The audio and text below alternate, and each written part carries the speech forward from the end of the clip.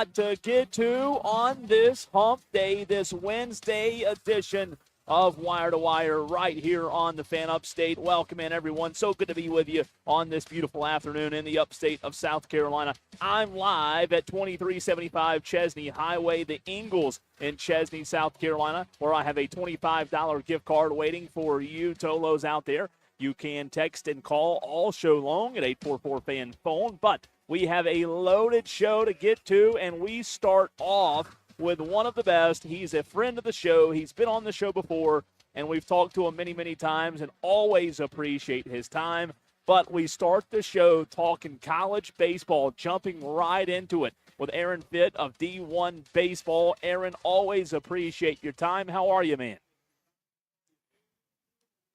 Doing all right. How are you? Doing fantastic. For those that don't know, Aaron, that aren't following you maybe on social media, can you tell us where you're from or where you're at right now, where you're calling in from? What ballpark are you at? Yeah, we're here in Charlotte for the ACC tournament at the AAA Park right uptown, and we're in game 2 of 4 today. We only had 4 yesterday, so we're just coming along here. Aaron Fitt, D1 Baseball, joining us right here on the Fan Upstate, talking college baseball with us.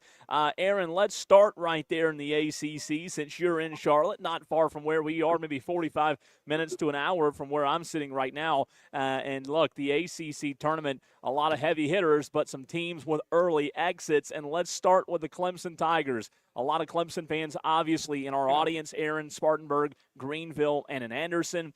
Clemson, an early exit, no surprise from what you've seen this season.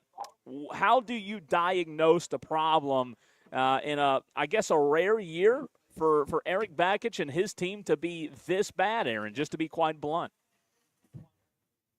Yeah, no, for sure. I mean, you look at the track record since he's been there. I mean, it seems like they win 45 games and host regional every year, you know, and even when you see him in the fall and you're not sold on it, they usually just overachieve in the spring. They just have had a knack for winning.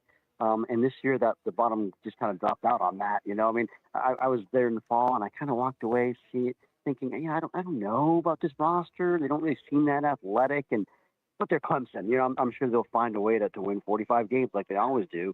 And it turned out, no, they just weren't very athletic, and they just didn't have much dynamism in that lineup. And, you know, their pitching, I thought, was going to be their strength.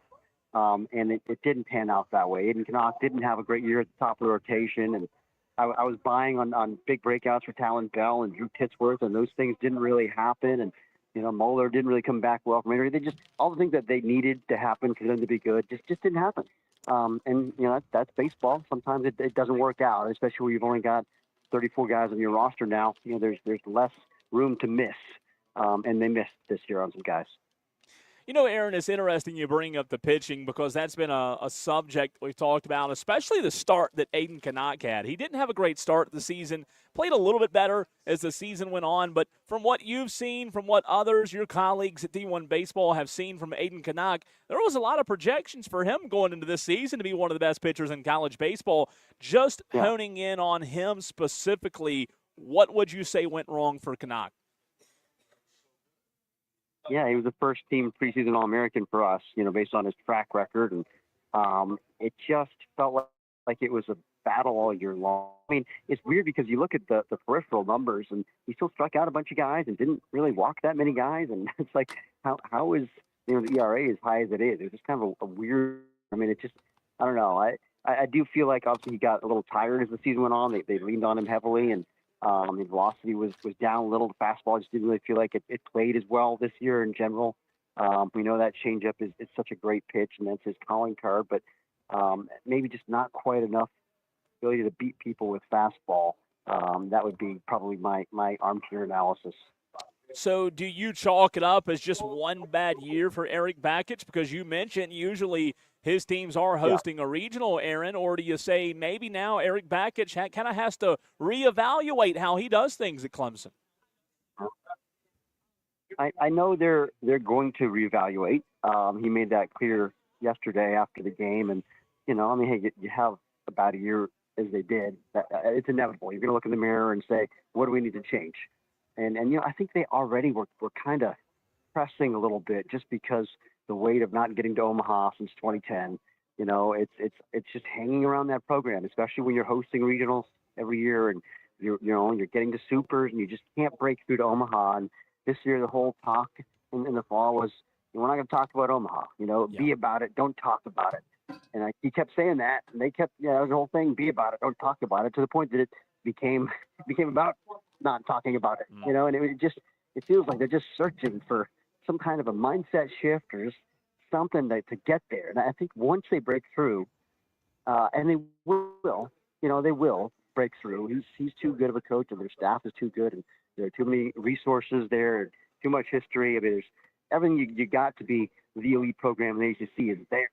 They just have to get over the hump, and once that happens, it will become easier, and all that weight will just kind of evaporate. But I think they need to get more athletic next year, and they need to find some high end arms. I mean, that just was really the shortcoming this year. And I think misses Aaron Fitt, as we're joined by Aaron Fitt of D1 Baseball. Misses in the portal. I mean, would you say that what they thought they had in the portal? I mean, how do you? I guess my question to you is more out of curiosity. How do you look around and see what others are doing in the ACC and the SEC when it comes to being able to hit on the portal compared to what you didn't do, because they missed some in the portal?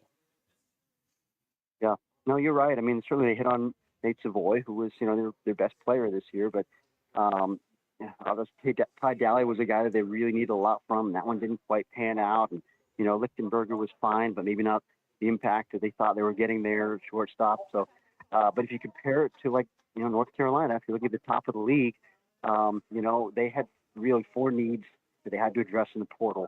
Behind the plate with Macon Winslow, and at first base with Eric Paulson, and shortstop with Jake Schaffner, and center field with Owen Hall. They hit on all four of those guys, and that's really the big difference. I mean, that and the fact that they also have really good homegrown pitching. I think that's a good model. I think for a team in this tier, and it's a elite ACC tier, if you can develop your own homegrown pitching, focus a lot of your high school recruiting efforts on that side, and then just plug holes in the portal, and hopefully you get some foundational building block guys from time to time, like a Vance Honeycutt, like North Carolina had. I think that's a way to win. Yeah, no doubt. You're seeing, though, Aaron, some pretty top talent this weekend up in Charlotte with North Carolina, who's ranked 2 in the country, Georgia Tech, who's ranked 3. I thought Georgia Tech was the best team in the ACC, maybe even in the country outside of UCLA all season. In your mind, does Georgia Tech have the ability? I mean, we all know they're a postseason team. We all know we expect them to make a deep run. Do they have the ability, though, to go head-to-head with the absolute best of the best, whether that's a UCLA, whether that's a Texas, whether that's a Georgia? Do they have what it takes in your mind? No doubt. For me, I mean, it's really impressive that they came into the year as the team to beat in the league with a first-year head coach who's never done it, James Ramsey, and a guy that we were all super high on, and we knew he was going to be a star, but still, as a first-year head coach, replacing a guy who'd been there for 3 decades, and having those kind of expectations on you, and that's a lot. Just look at A&M last year. Texas A&M was preseason number 1. They had a first-year head coach, and they didn't make a regional. And so for them to live up to those expectations and be the best team in the ACC, and and just smooth sailing all year. They only lost 1 series on the road at Carolina. That's it. It's amazing the year that they had, but it's because they're really, really good. Like you said, I mean, that for me, that position player group is clearly the best in the country. And I love UCLA's position player group, and it's right there with them. UCLA probably has a little better pitching, but boy, Georgia Tech's position player group's absurd. Probably 3 first-rounders there with Blackie and Burris and Vincula, all up the middle guys. And you love to have your superstars be up the middle guys that all have great makeup, and there's just no let up in that lineup 1 through 9. It's relentless. Aaron, was James Ramsey, in your mind, a top candidate for other jobs last year? I mean, I know he was on staff at Georgia Tech already, so it was an easy transition for the Yellow Jackets. But when you talk about big jobs that were open, I mean, Tennessee was one job. South Carolina's one that's coming open this year.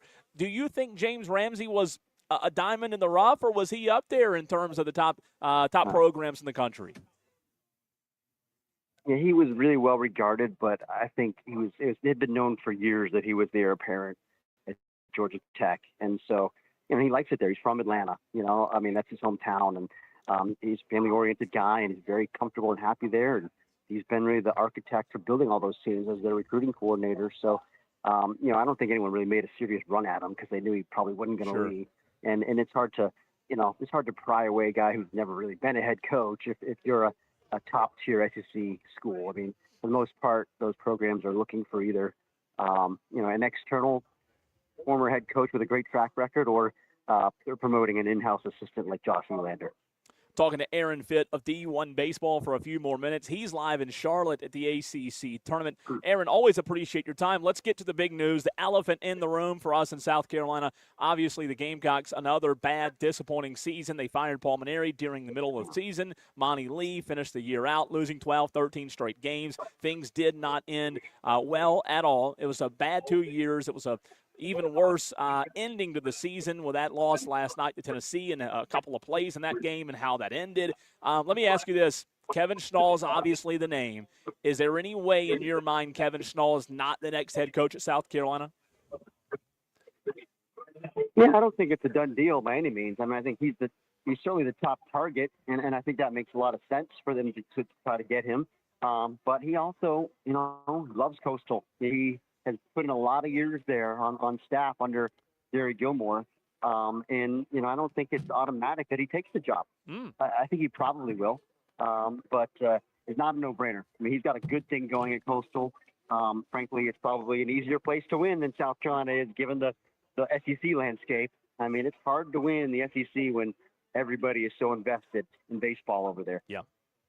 It really is. On that note, Aaron, when you look at South Carolina, the program, the way it's currently constructed, in your opinion, you've been covering college baseball at a high level for a long time. Is that job still as attractive of a job as it was a decade ago? No, and let's not mince words here. I mean, the history, the tradition of that program is great, and that's, it means a lot to me as someone who covered them winning national championships. But what does it mean to a 18-year-old kid in the year 2026 who, wasn't even was barely alive when they were winning national championships?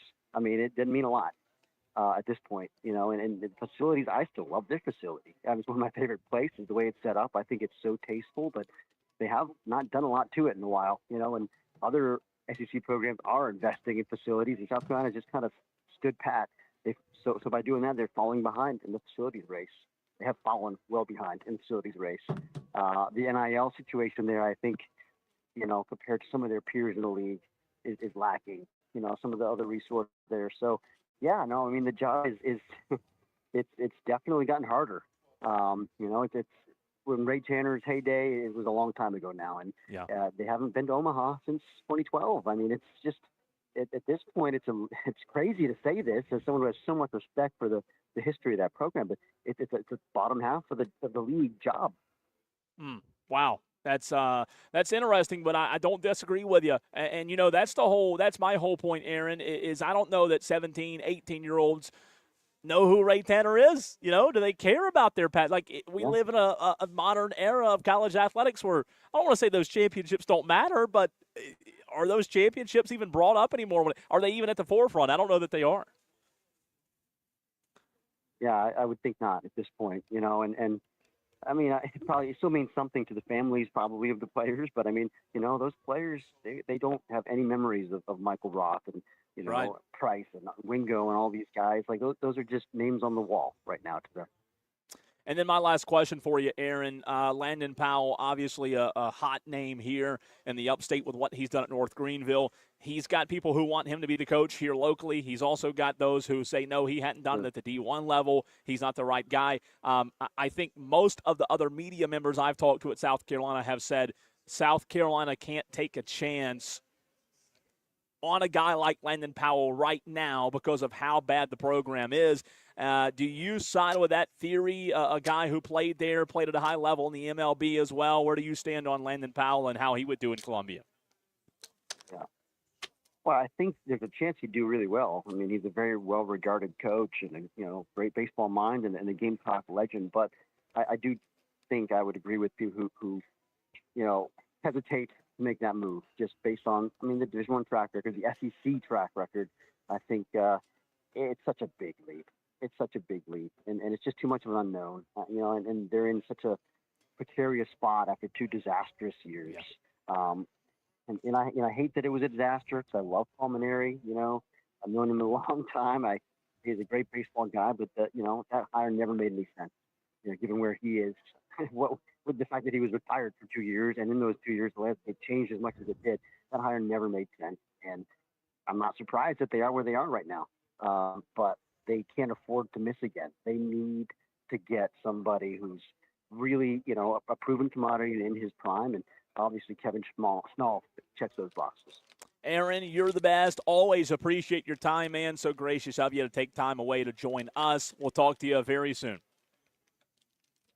All right, man, you got it. Aaron Fitt, D1 Baseball, simply the best. Make sure you follow him on Twitter. I mean, if you don't, what are you doing? He's one of the best, if not the best, college baseball writers out there. And he's been on the show many, many times. We always appreciate him. Again, of D1 Baseball, you can follow him on Twitter, on X, at Aaron Fitt. That's F-I-T-T. He has only 69,000 followers. He's in Charlotte for the ACC Championship, and really good stuff. Him and Kendall Rogers and that entire D1 Baseball team do a heck of a job. So, good stuff there. I think the biggest takeaway, and Tolos, you tell me as well at 844-FAN-PHONE. That's 844-326-3663.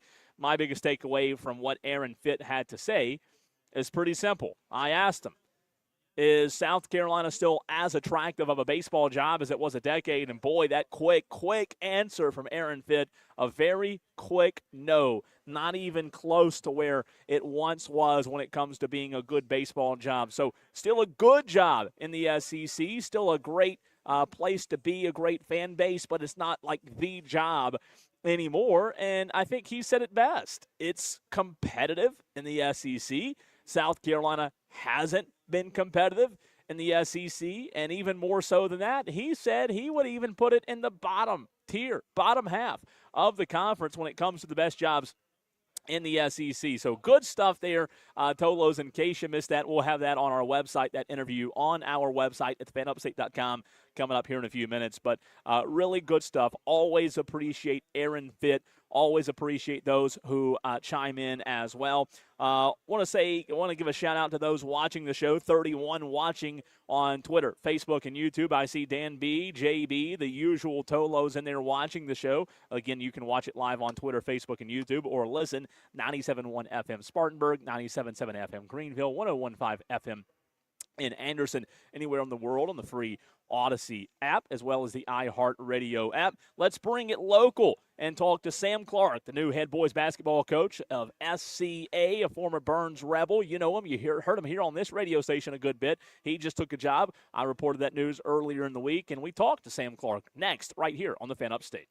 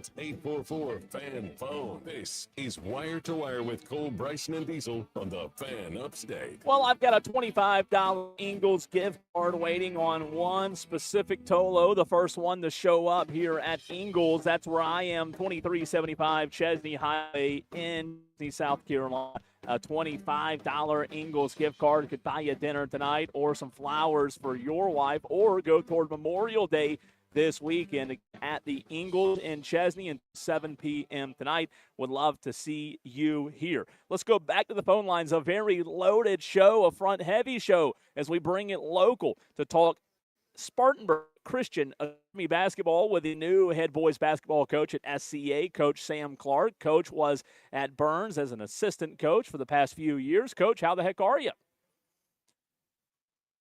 Cole B, it's good to talk to you this afternoon, man. Well, I appreciate you being with us. Good. And, man, it's always exciting talking local high school basketball. As I said, you were at Burns as an assistant Fowler for many, many years, and now have accepted the head boys basketball coach at Spartanburg Christian Academy. First off, what attracted you to SCA, and why would you say that job was the one you wanted to leave Burns for? Man, the honest truth, Cole, in all this is I wasn't looking to leave Burns. You more than anybody have been, close to that program. You did a great job calling games, and you know how close that I am with Coach Fowler and Coach Korn. So this wasn't something that I was actively seeking out. But a couple of weeks ago, Coach Johnson, Ben Johnson, that was the head coach at SCA, took another job at Southside Christian. And, I've been very familiar with the SCA program. As long as we've lived in Spartanburg, I've known that program has always been successful. I had a good relationship with Coach Harp when he was the head coach there. And I made one phone call to the assistant coach, Scott Duke, and just asked him, if this was something that was, an opportunity that he felt like I could pursue. And I told him I wouldn't want to pursue it unless he was staying on as an assistant coach. So that conversation, happened soon after Coach Johnson resigned. And from there, I just went through the process of putting in the application and, got a chance to interview. And Spartanburg Christian just seems like the right place. My daughter has been there for the past 2 years as a student. So as a father of a student at Spartanburg Christian, I loved the environment. I loved just the family atmosphere of that school. So within 2 weeks, it all just seemed to fall in place, and I'm thoroughly blessed and excited to have the opportunity to lead that program. We're talking to Sam Clark, the new boys basketball coach at Spartanburg Christian Academy. You heard him for many years on this station as well on Friday nights during the sideline or doing the sideline reporting for Burns football.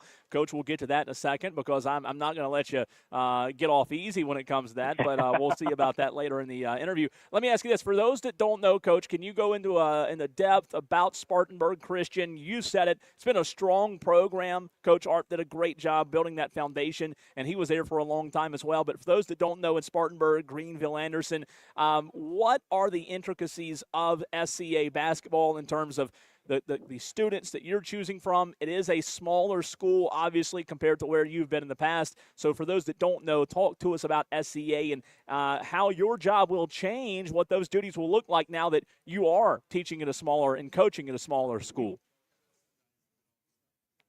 That's right. So, for so long, I think we calculated it had been 12 years that I'd been at Burns. You're talking about one of the, most populated high schools in the state of South Carolina at the 5A level. So taking this job at SCA, with it being a smaller private school, a part of the SCISA organization in South Carolina, they're separate from the high school league. So they're in a 4A classification, and Spartanburg Christian's in a 3A classification. And to be completely transparent with you, Cole, I'm still learning all the ins and outs of classification and what separates a 4A from a 3A in SCISA. But you've got, a smaller population of kids that, you're picking from. Actually, today, I was able to meet the team in a little meet and greet. So I got to meet some of the guys that are coming back. And, if you talk about the success that Spartanburg Christian had last year, they went into 3 overtimes in the state championship game and unfortunately came up short. So you've got a core group of guys. I think that team only loses 2 seniors. So you've got a majority of the guys coming back that contributed for that state championship run. So it's an exciting time. I'd be lying to you if I didn't tell you that was a very, enticing part of pursuing this job, because there is a culture there. Coach Johnson and Coach Arp have already laid the foundation of an accountability culture there, and these kids are hungry to continue success.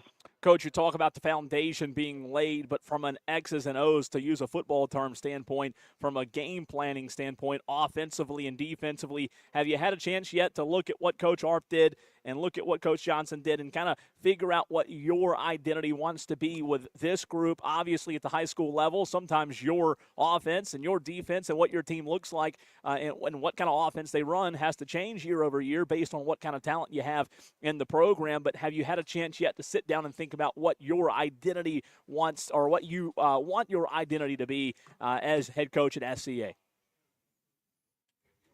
Yeah, Cole, that's a great question, because, as you know, Coach Fowler is, and of course I'm biased, but from calling games, is one of the best, if not the best, high school coach in the state of South Carolina. And so he's built his program off of a standard of constantly running. That's why when he first accepted the job, it wasn't the Burns High School Rebels, it was the Burns High School Running Rebels.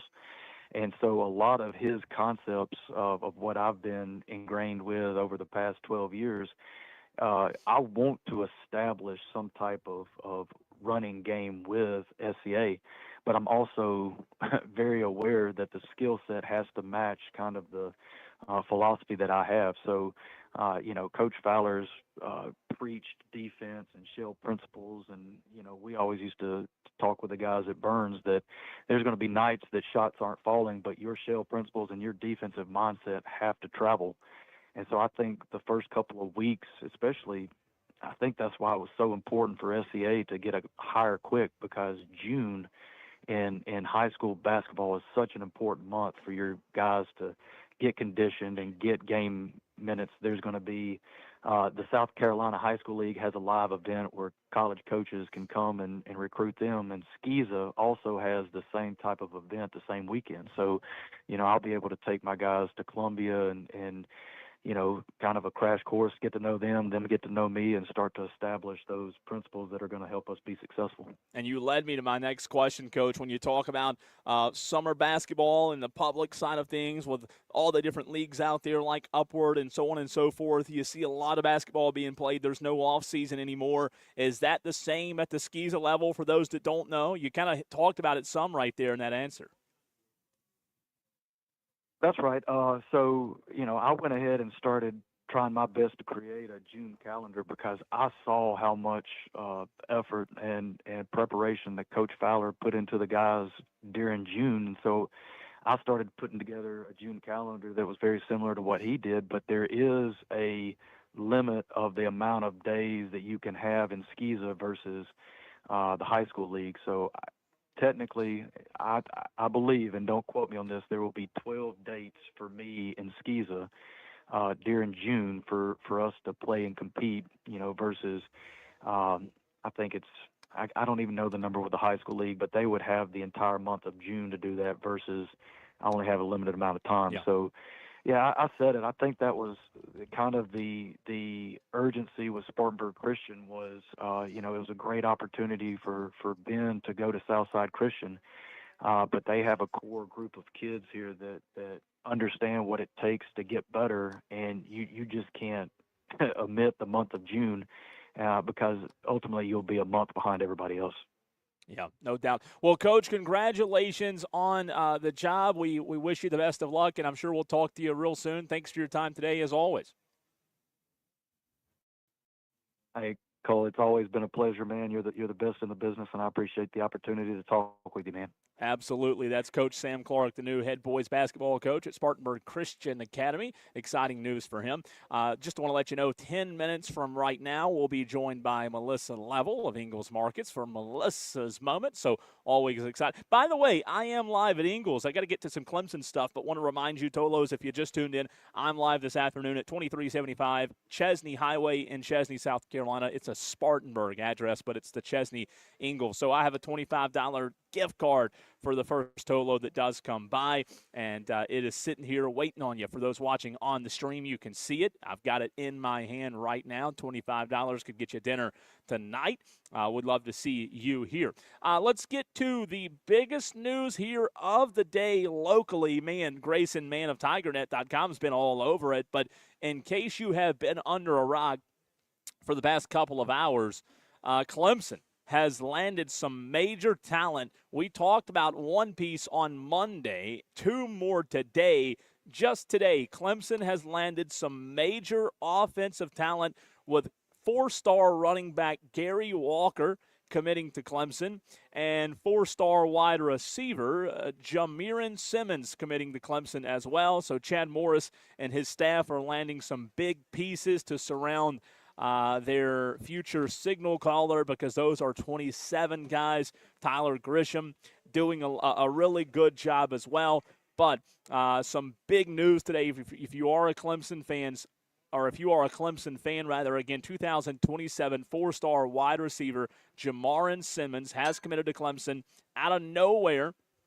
Clemson today has landed its top running back and top wide receiver this cycle. So a big day for Chad Morris. I think Gary Walker's the one that's intriguing. Obviously, Clemson needs wideouts. You want to continue to add to the stable at what was once wide receiver U. But look at this Gary Walker signing. I think if you've watched the tape on this guy, you see the speed, you see the athleticism. I think this is a massive, and I mean massive, pickup for Chad Morris and C.J. Spiller, landing one of the best tailbacks in the nation. So you look at what they did defensively a couple of days ago, and now offensively today, just a very, very massive day for the Clemson Tigers. I retweeted Grayson's tweets there, so if you have not seen that, you can go and find those on Twitter at the Cole Bryson. Grayson Mann does a great job as well at Gray_Man. Hayes Fawcett of On3 had it earlier today as well. But Tolo's a loaded show coming your way. Want to remind you, I am live at Ingles. We'll talk to Melissa Level here in just a little bit. Also, later in the show, talking Clemson baseball with Jason Priester of the Clemson Insider. We've got our daily wires coming up at 4:45. We'll dive into Clemson and South Carolina baseball. It's officially over for both Clemson and South Carolina. We'll get to some Eric Bakich audio, some Monty Lee audio, a lot to get to in the show today. Also want to say thanks to Aaron Fitt of D1 Baseball for joining us in the 3 p.m. hour. Really good stuff. We'll get to the Atlanta Braves. The Atlanta Braves got a big win, a comeback win yesterday. And also coming up at 6 p.m., a very interesting segment at 6 p.m. When it comes to quarterback competition. I saw this story earlier on ESPN.com, and I want to bring this up to you. We'll get to that and a lot more. But next, it's not one but two parts with Melissa Level of Ingles Markets. It's Melissa Level next right here on the Fan Upstate.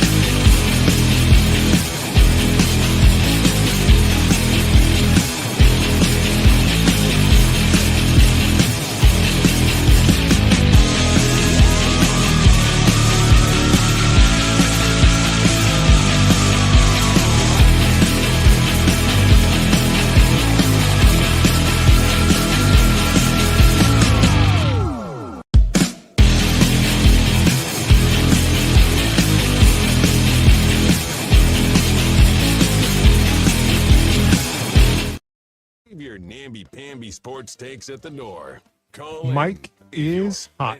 844 Fan Phone. This is Wire to Wire with Diesel and Cole Bryson on the Fan Upstate. Well, we're rolling along here in hour number 1 as we are live at Ingalls this afternoon on a beautiful, warm Wednesday. It's 2375 Chesney Highway in Spartanburg. It's the Chesney Eagles location. It's hot. And it is hot, isn't it, Melissa? How are you? I'm good. How are you? And welcome Good. back. Thank you so Your much. trip was good. It was a everything? great trip. Always good to go, and it was warm, 102 most days. Yeah. So this sounds like it feels a little bit like a spa day. Yeah, to it you feels here. nice. Yeah, It feels yeah. nice. It does feel nice. But always appreciate you joining us. Diesel on vacation this week, so obviously And I'm sitting where he normally you are sits. sitting in his chair. I know. He Big better- shoes to fill, right? Big shoes to fill, but I think I'm prettier. Well, there's no doubt about that. There's no, and even he would admit to that. You are. You definitely are. A lot but to he get didn't to even today. let me sit in your chair that before. Oh, when I really? was- He made Really? Me, still made me Did sit he? there. Evan did? Oh, yeah. I mean, my chair's a lot easier to fill, so you should have sat there, no Yeah. doubt. Hey, we were just talking about the Hub City Spartanburgers. Right. Let's start with that. Ingalls is all over the ballpark. Right, absolutely. And while I was gone, you were doing some stuff with us on a different station that I'm on here at Odyssey, Right. and it seems like every time I've been, it's all about Ingalls. Obviously, they have other Right, sponsors too, but right. they're nowhere as good as Yeah, Ingalls. well, I mean, they have several big sponsors. They but do. We're their official grocer, Right. which is a lot of fun, and their official fuel and pharmacy sponsor, and we love it out there. I mean, there is nothing better than a day at that ballpark. Yeah. We have a lot of sports sponsorships. That's a really good one. It's nice. Yeah, It beautiful really place is to nice. go. Yeah, great food, great fun, everything. Lots of interaction with the teams. The footprint, though, that you guys have, it's awesome. We've talked about it a lot. I also saw, speaking of baseball, Ruby I believe Sunday, Ruby on your team was She threw out the first she pitch was at in Western- Asheville, right? Western And they Carolina. were playing the Burgers. That's right. So, That's right. She not threw out the just first pitch. Spartanburg. Right. You guys are literally Asheville College. Yeah. We do the Candy Stripers and Gwinnett. So I mean, we're all over the place. minor league baseball. It is no, you're fine. Minor league baseball is so fascinating because Melissa, what fascinates me is people don't go mainly because of wins and losses. Jay's going to get you a water. Okay, yeah, thank you. They don't go just mainly because of wins and losses. It's so much more. It's a social thing, right? Right, exactly. And that's what the fun thing is about baseball. Is Yeah. There's so many fun things to do at a ballpark other Right. than just watch the game. Right. I'm making Melissa Level choke up. So, Evan, will you get her a water, Sorry. please? He went I to get thought it. Jay was, but look at Jay. What is Jay doing? He's going right there. Sorry, but What is said, he doing? I'm allergic to you. I guess so. I'm going to say I made you choke up. How about that? Yeah, I've got terrible allergies right now, so that's good. That's what it is. We'll get you a water over here pretty quick. Melissa Level, Marketing Director of Ingalls Market, joining us on the Fan Upstate, always graciously does. And a lot going on as we are going to get you a water. No, I'm good. I'm better now. I'm You better. okay? I'm keep You going. sure? I'm keep You going. sure? You keep going. We're I gonna know, go. but, I can talk through it. I can talk through We're anything. going to give Jay a hard time. I mean, is he going to the other side of Spartanburg to get a water here? He's over at the Starbucks.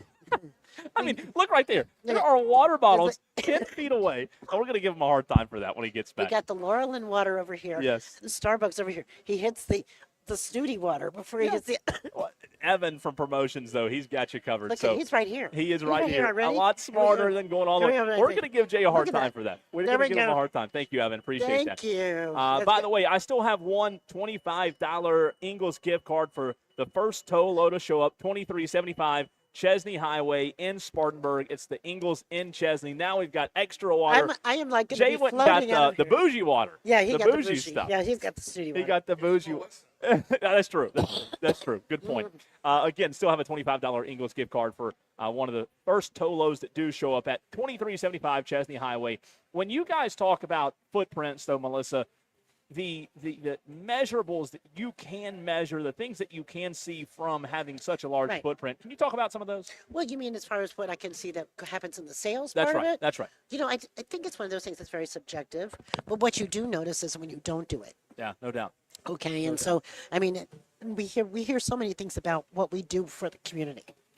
So that's a big part of why we do it. Right. But you know, out of the Spartanburgers, we love the new thing that they're doing with the train. That's why you guys. That's out right. And by the way, for those that do plan on going out there today, tonight, 6:35 WSPA Waggy Wednesday. there. My favorite day. Yeah, your favorite day at the ballpark, right? Yeah, I'm a big doggy person. You are. Yeah. You were showing me some of yours. You had some great I have AI-generated three. pictures. Yes, I have three fur babies. You do? A German Shepherd and a Maltipoo and a Chiweenie. And it's also tonight, Melissa, at the Fifth Third Park Healthcare Appreciation Night presented by Spartanburg Regional. Can you talk about that a little bit as well? Well, we co-partner with a lot of the partners that they have. Right. And so healthcare appreciation is something that we're really big into. We Sure. do a lot of work with them. We do a lot of work with Prisma, all sorts of the larger hospital systems. How often do you see that? Because I think that's an interesting feature when you talk about corporate sponsorships, corporate sponsors working together. You Right. guys do a lot of fundraisers. Right. You just did one at Goodwill a couple That's right. weeks ago. Mhm. How often is it that you get to see those corporate sponsors going in together for a cause like that? Well, you know what? I think we kind of invented that a little bit. Yeah. I mean, I think a lot of times people tended to be their own sponsor and have their own areas when they were doing Sure. things like at the Spartanburg. We'd see everybody stay very separated. And I said, you know what? This is a lot of powerful things happening. That's why we brought in the media, Yeah. okay, and with our partnership with Odyssey out there. And so we said, hey, listen, we're not gonna just be out here and so isolate ourselves. Yeah. Why don't we all get together and we can do so much more for the community, Yeah. and we can find each one's strength and purpose, right? So you have fundraisers that are benefiting children's health, or you have fundraisers that are benefiting animal, adoption, or you have things that are, doing tools for schools. We had halfway to Halloween a couple of weeks ago where we handed out candy and Yeah. people got to come dressed up at Fifth Third Park, and Love that. and it was really great halfway to Halloween. And we're doing all sorts of things like that out there, and we're bringing everybody together. All the sponsors were able to participate. So we're going to talk sports in the next segment, but I want to get to some audio. And John, if you can pull up the 345 audio that I sent you, John, back in the Ingles Market Studios. This is good. I want to preface by asking you. You've been in the corporate world for a long time. Right. This is Too funny. long. This is Right. funny. Okay. Have you ever called a colleague or a coworker or a boss a name that you didn't mean to? Because what I'm getting at, you talk to your spouse one way. Right. Sometimes that becomes part of your regular vocabulary. Something like babe or honey. Babe, baby, yeah. honey. Have Honey. you ever had a slip up with that? No. Okay, knock on Okay. wood, right? Thank goodness, because I work for a lot of women. Yeah, so that'd be hard to do. Yeah. But no. But I mean, I haven't. But I have known people that have done Okay, that. I have to. Like when they get done on a big intense conversation, go, love you, bye. Right, Right. Okay. right. That's happened. Yeah. That's happened to not Yeah. to me, but I mean Yeah. to other people. Now, my husband is in the same field as I am. Okay. So he's technically kind of a coworker. He works with me on a lot of projects too. So Gotcha. that's okay for me to do that. It's with him. okay. Yep, Yeah. it is. So there was a piece of audio, and John, this is the 345 audio. A lawyer in Colorado was talking to the judge and slipped up, and this is what it sounded like. Go ahead, Okay. John. Separate. I know, Let's go but- with what happened in the case. But honey, or oh my God, I'm sorry. I'm sorry. That I don't know what to say to that. I apologize. Okay, go ahead. The question here is what happened. I'm sorry, I've just been totally thrown. Yeah, I can imagine. I can imagine. I'm a little. He must have a really flustered, if I'm contentious being honest. relationship with his wife that he calls honey, or whoever he calls honey. Yeah. Because he associated it immediately with somebody who was arguing with him, right? Yeah, he must be used to arguing while using the word honey. Honey, that's right. I want to know from our Tolos out there in the upstate as well, has that ever happened to you? 844-326-3663. Get in on the Joy Law Firm text line. Do you think he meant it as condescending as opposed to maybe a slip up in the romantic I hope category? not. I hope not. Either one is bad, right? is. But one is worse than the other, right? Okay, like sweetheart or something like that. Like, let me just tell you something, sweetheart, would be terribly offensive to me if somebody said that. And sometimes that's interesting because Mm-hmm. sweetheart, like, that's one of the terms that around here in the South people use a lot. And you're Mm-hmm. right. I guess some people might take it a certain way. I don't think honey was. I'm going to give him the benefit of the doubt. I think he was using it as he does a lot at home, where and it's they just argue part a of lot. his, right. It's Yeah. part of his normal vocabulary. So like, it was no big deal, as that was a that's a pretty new good piece. legal defense, though. Yeah, yeah.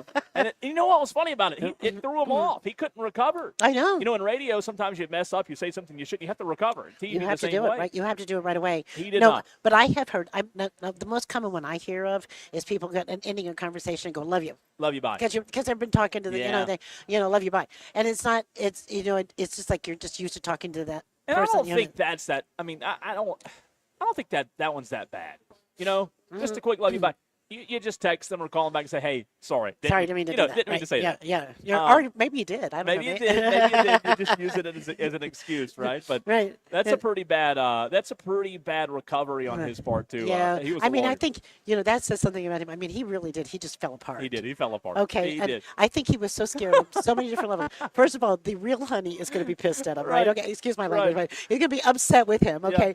And then she's going to be upset with Yeah. him, okay? It's a position of authority that he's dealing with, so that's going to be. I mean, the Yeah. whole thing is it's just a mess for him. And So- but he should have just said, I think you could have recovered maybe with a joke as opposed to Right. falling apart. Yeah. I mean, he make just a- cowered. I'm so laugh sorry. about I'm so it, sorry. right? I'm sorry. Yeah, make a joke. Just like, I was just thinking about something else, Right, right. or, Yeah. you just, for a moment there, you reminded me of my wife. Yeah, praise okay? your wife or something. Right? in that situation. Didn't happen that way. All right, so we're going to get to sports in the next segment. I want to start, though, with something similar to that. Okay. Diana Rossini. Yep. Mike Vrabel. I'm Right. sure you've heard all Right. of that that's Mhm. going on. Right. I want your opinion on that next, right here on the Fan Okay. Upstate. Weird.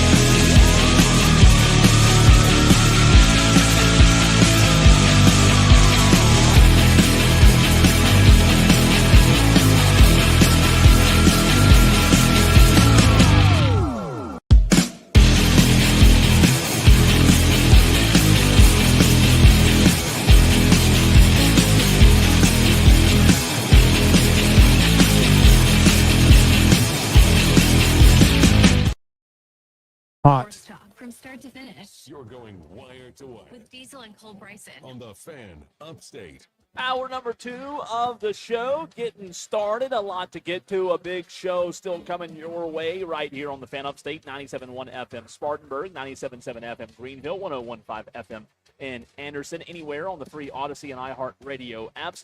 We are at 2375 Chesney Highway in Chesney, South Carolina, Ingles Markets, where we have a $25 gift card. If not, me and Melissa are going to go shopping. That's right. On a shopping yeah, spree. we're going to go buy gas. Go buy gas. Hey, let's talk Memorial Day real quick. Right. It's Monday. I was just doing an endorsement for you guys a few minutes ago with the charcoal, the grill section, the grilling the section, meat department. the This buns, is the all place that. for Memorial Day, right? Right. This is a great place to go get everything that you need. I mean, seriously, if you just want to make it simple, you can go to the deli and get the side salads yourself. Yeah. Or we have all the ingredients to make them too, all the fresh produce, everything. Right now, I see beautiful watermelon out there. I had some literally an hour Did you ago. really? Yeah. It's just so good. Gorgeous tomatoes are right now. You know, you keep thinking about a big burger on the grill with the sliced onions, the sliced tomatoes, big giant pickles. Everything is on sale right now. And of course, the meat, when you put our meat on a grill, you can tell the difference. It's USDA choice or prime. Yeah. It's all we have. And it's cut in the store. And our ground beef is 99%, all ground. Sure. Okay. And so it's ground here.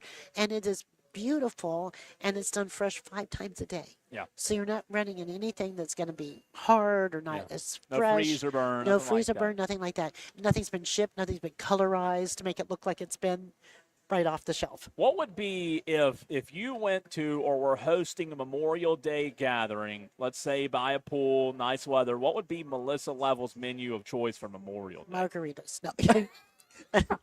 I'm sure a lot of Tolos would agree with you on that. I think, for me, I like to keep it simple. Okay. So I would stop by and get like a wing platter, Oh, you yeah, know. that's good. With some platters like that for the people that like that. But I would do hamburgers and hot dogs. Yep. All the way. Have a little platter because you can go to our deli and they can say, I want the condiment platter.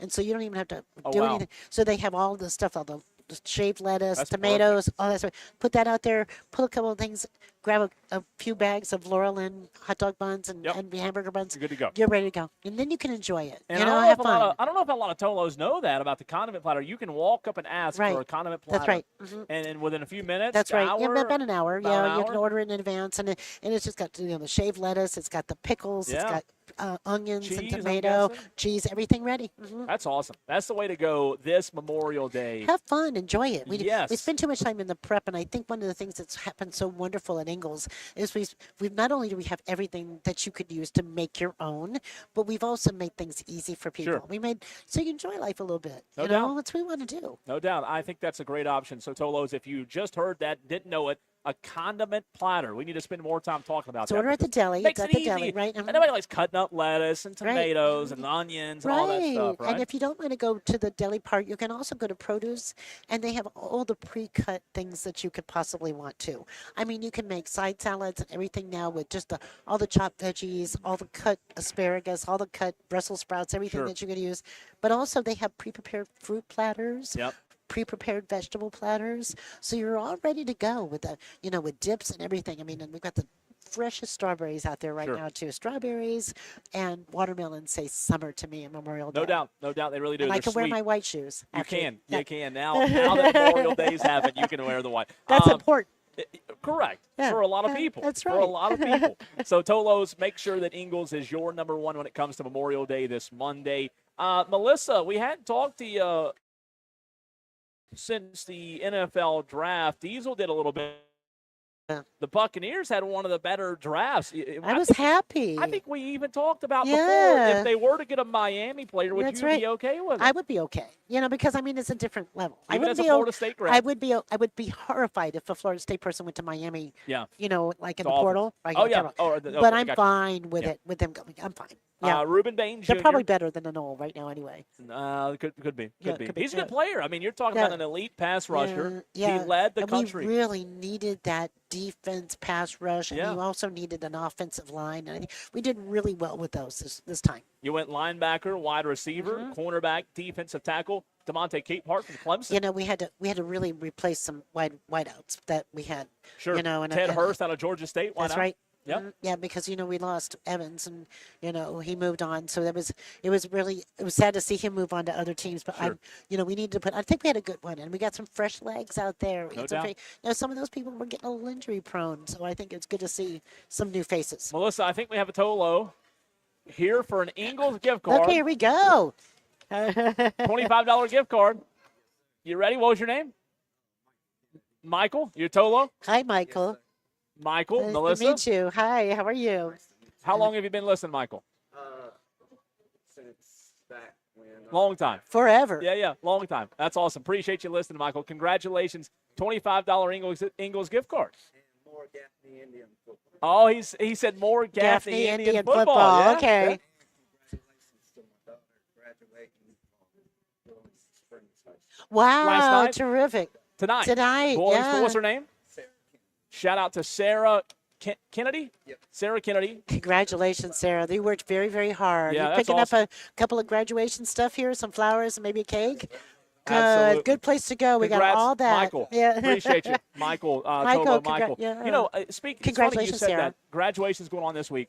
I walked into my local Ingles yesterday morning, and I was bombarded with balloons everywhere. corsages, Yeah, I everything. couldn't believe it. Yeah, we have everything out there. Of course, we have all the graduation cakes and cupcakes and everything, and cookie cakes Yeah. that say happy graduations. But you can also go to our floor department. You can get an individual corsage, wrist corsages, or boutonnieres, balloons for parties. Sure. Everything. We're all set. So a lot of graduations were scheduled this week, high school, for, I think, Thursday. The weather moved them up to tonight. There's a lot of graduations Right, tonight. right. He mentioned Bowling Springs. I know Burns is tonight. Burns is Burns tonight, is tonight right? as Yeah, well. uh-huh. Is it too late for somebody having a graduation party tonight after graduation to come by and still get some of that No, you can write. They're pre-made all the way over here. Right in pre-made? the market. Grab them and go. Mhm. That's another big topic. And if you want to Graduation. put your name on there, they'll do it for you while you wait. Yep, that's awesome. So graduation, if you're having, Come on by. That's right. If maybe you don't have time to do a big party, you're just doing something small at the house, a gathering after, you can grab your cookie cakes, maybe some The balloons. cupcakes, the black and gold cupcakes, Yeah. all that.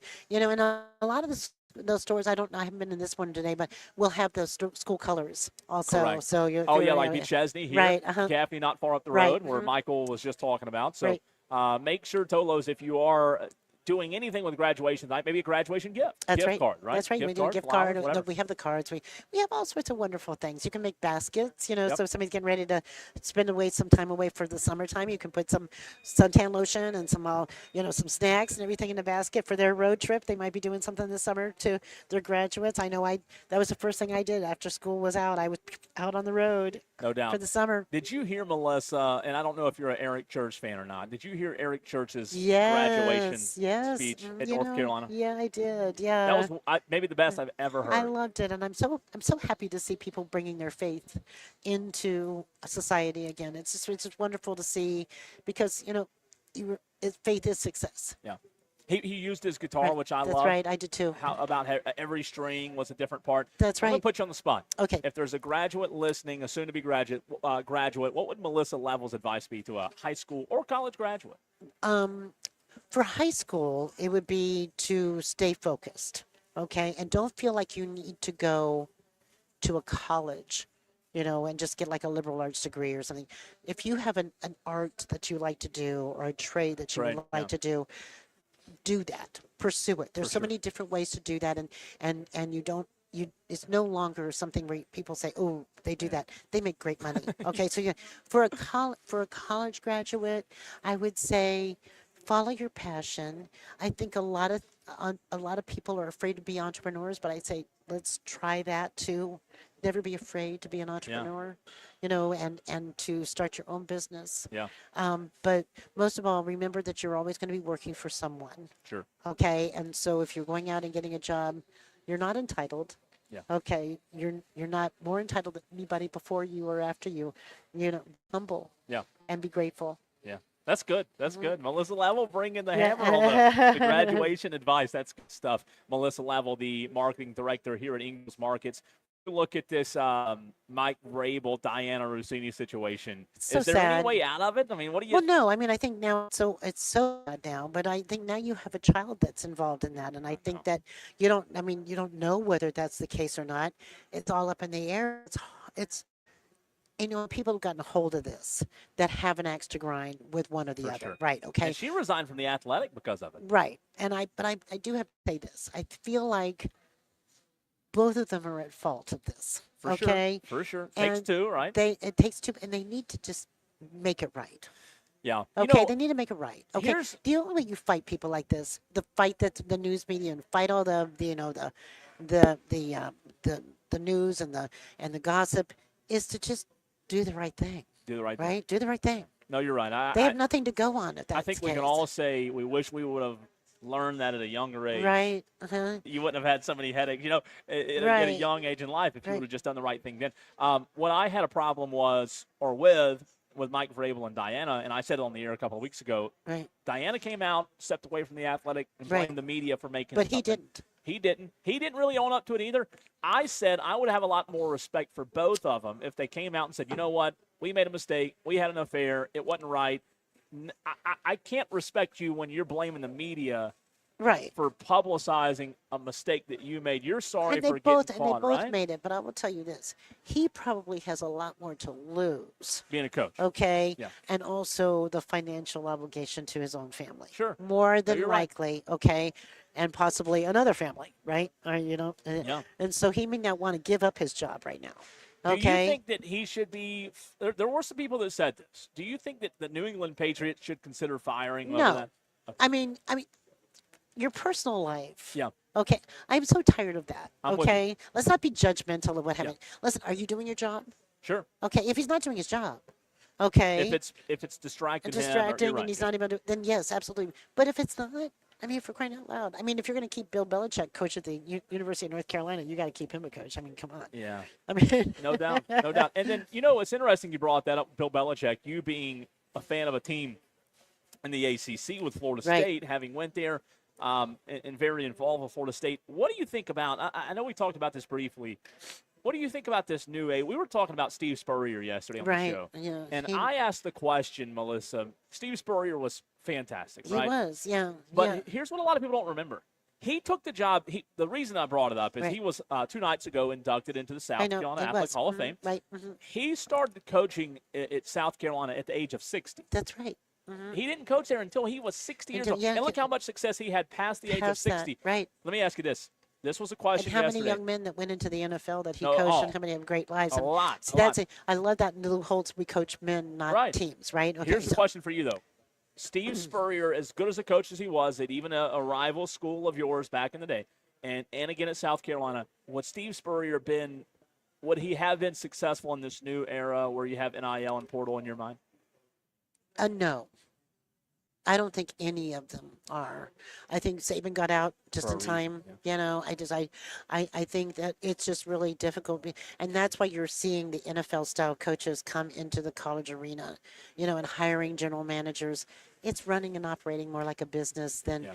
I can remember the living room recruiters, okay, and very famous. I just said that Lou Holtz had his main thing was, I coach men, Yeah. not teams. Yeah. And you don't see that anymore because you don't get to coach a man because you don't build a relationship with them. They're here, they're gone. They're here, they're gone. They're here. sure. I mean, this total turnover. It's like working at a Wendy's. Okay, you work for a season and then you're gone, Yeah. right? Okay, you're here for summer and then you're gone for that. I mean, it's a shame.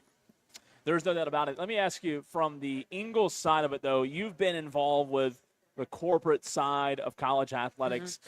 When it pertains to Clemson and South Carolina, there's been a lot of people, Melissa, that have said that Clemson and South Carolina, because they don't have the Mark Cubans of the world that Indiana does, because they don't have the Right. Texas oil money, the Texas Tech, Texas A&M kind of money, that they're never going to be in that spot. Do you kind of side with that theory that Clemson and South Carolina both, you see their athletics right now, Clemson baseball was horrible, South Carolina baseball was horrible this year. Both softball programs were bad. But they've Basketball's been bad. terrific in the past. They have been in the past. Right. But do you think the new age of the money has hindered them from going out and getting the top talent? No, I think that it's bringing to light that something's going to have to change.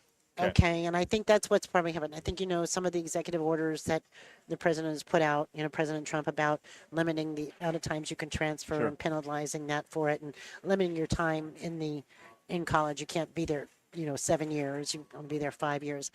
I think some of those will help to change that, okay? Because the problem is right now it's not being able to build that relationship. And always, I mean, Furman lost their entire basketball team. Entire team. Okay, Wofford I mean, did, Furman yeah, did. I mean, it's just you look at that Yeah. time after time. So, I think I don't think it's gonna be like this forever.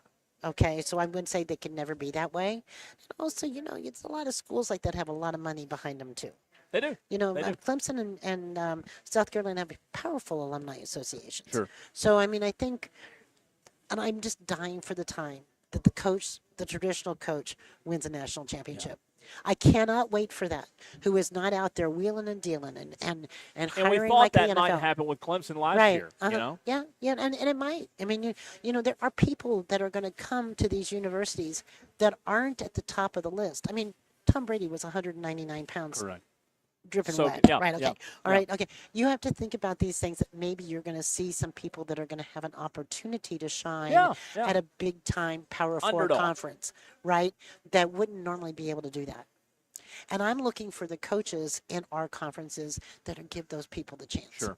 I'm with you on that. Okay. Yeah. Because those are the people that are going to, you may not. I mean, some of those people that are making millions in high school to sign when they get to college have been huge disappointments. Sure. Okay, or become injured. But there could be some people that I think I wait for that day because it's going to change everything back. Want to get to another question for you real quick. Texter from the 991 says, good luck to Chesney girls softball Yay. team tonight playing in the Upper State Championship tonight. How about Yeah, that? that's And terrific. we're in I know. Chesney right now. I know we're So in good Chesney, luck to 'em. and Good I luck to think they've been really great this year Yeah, too. they really have. And your USC Upstate Yes. team too, really Yeah. terrific with softball and baseball. They've had a great year. Baseball so far. beat Clemson.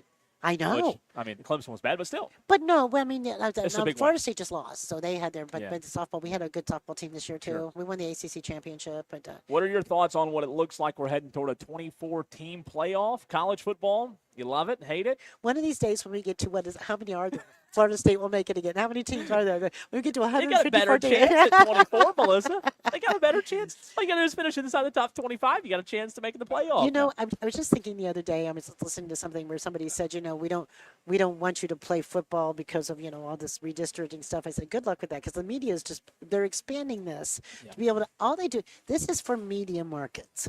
Okay, these 24 playoff teams are because we want 24 different media markets Involved, because we want to make more spending money, right? yeah, Okay, yeah. and more advertisers and things. So don't fool yourself. We're not doing it to be fair. Okay, And you're not doing it for the fans. no, we're not doing it for the fans. We're doing it for the media money. Sure. Okay, that's Yeah. it. And no, you're right. Unfortunately, that's the case. Yeah. But us as fans, though, I think our whole thing's been the whole time is, hey, we don't like it. We don't Right. like expansion. Right. I've said, and let me hear your thoughts on year in and year out. I think you can expand this thing to 24, 30, whatever. I think there Until are. it's fair, then it doesn't matter. Okay, and I'm just going to go here. You have what you should have is the winner of each conference that played on the field and won it. Yeah. Okay, and that should be who plays for the national championship. Okay, this market over here is going to get more people. Well, you know who the four were before you ever said them, right? Yeah. And Georgia and Florida State were not in there, okay, when they both had perfect seasons. Excuse me. That's not fair. And so you just lose confidence in it. As a fan, you lose confidence in it until it's fair. You could have 100 teams. They're still going to pick the 100 that benefits them more than us. I mean, the college basketball tournament was already so big. They Right. just expanded that. Because Right. we need more teams in the college basketball tournament. Yeah, I right? think that's like 80 now. It's ridiculous. Yeah, is what it is. it's like you have the 2 playing games and the double playing games and everything. Yeah. But the good thing for that, I will say, is that they really do put in everybody from all the conferences that win their championship. So you have the Furmans that can get in there and Make a run. beat a Virginia, and right, and Yeah. under the Earl Woffords that can get in there and go, with a Christian McGee, go Right. and be Fletcher McGee, be able to go in there and do something and set an all-time 3-point record. Sure. So or a Davidson that had Yeah. Stephon Curry. And so you have those opportunities to have those Cinderella teams. I think you could see that in football if you had that. Be interesting. Well, Melissa, I want to say thank you. Thank As you. always, appreciate Good everything that you to do. have my voice back. Thank you for the water. You're welcome. I drank the Bushu water. The bougie water. She's back to 100% now. Yeah, I know. $1,200, he said. For the water. Melissa, thanks for Building. everything that Ingles does Thank for the you. community, and we appreciate it. I And know good we luck say to thanks. Chesney tonight, Yes. and good luck to the Spartanburgers. I hope they get lots of doggies out there having a fun time That's right. too. And good luck to all our graduates, and have a happy Memorial Day. You too. That's Melissa Lavelle from Ingles Markets. We'll talk Clemson baseball in the next conversation. 844-FAN phone. You can get in next.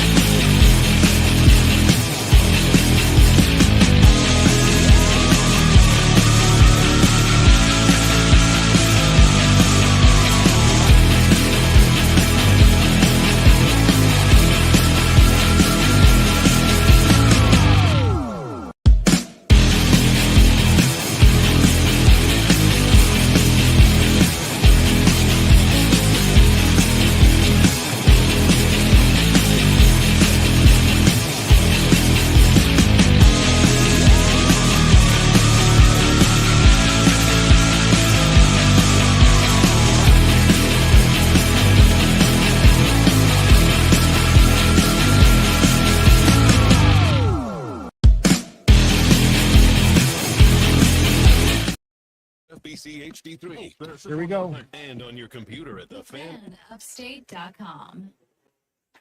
Text or call. One number does Mike it all. is hot. 443263663. That's 844-FAN-PHONE. This is Wire to Wire with Cole, Bryson, and Diesel on the Fan Upstate.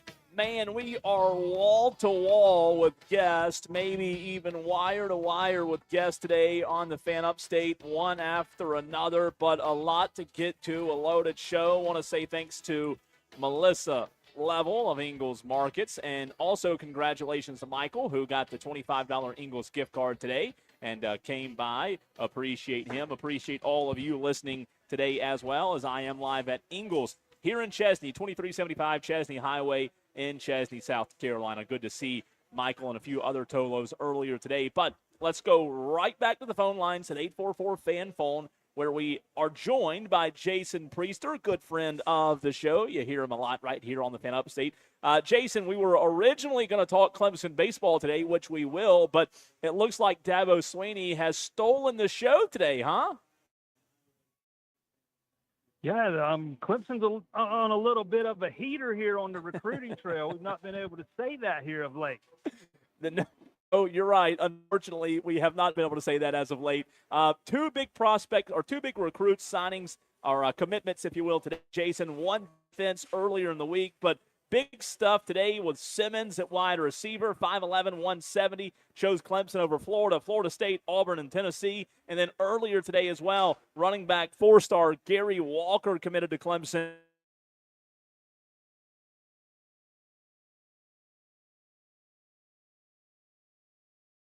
Do you have a, or do you like one? Does one excite you more so than the other right now?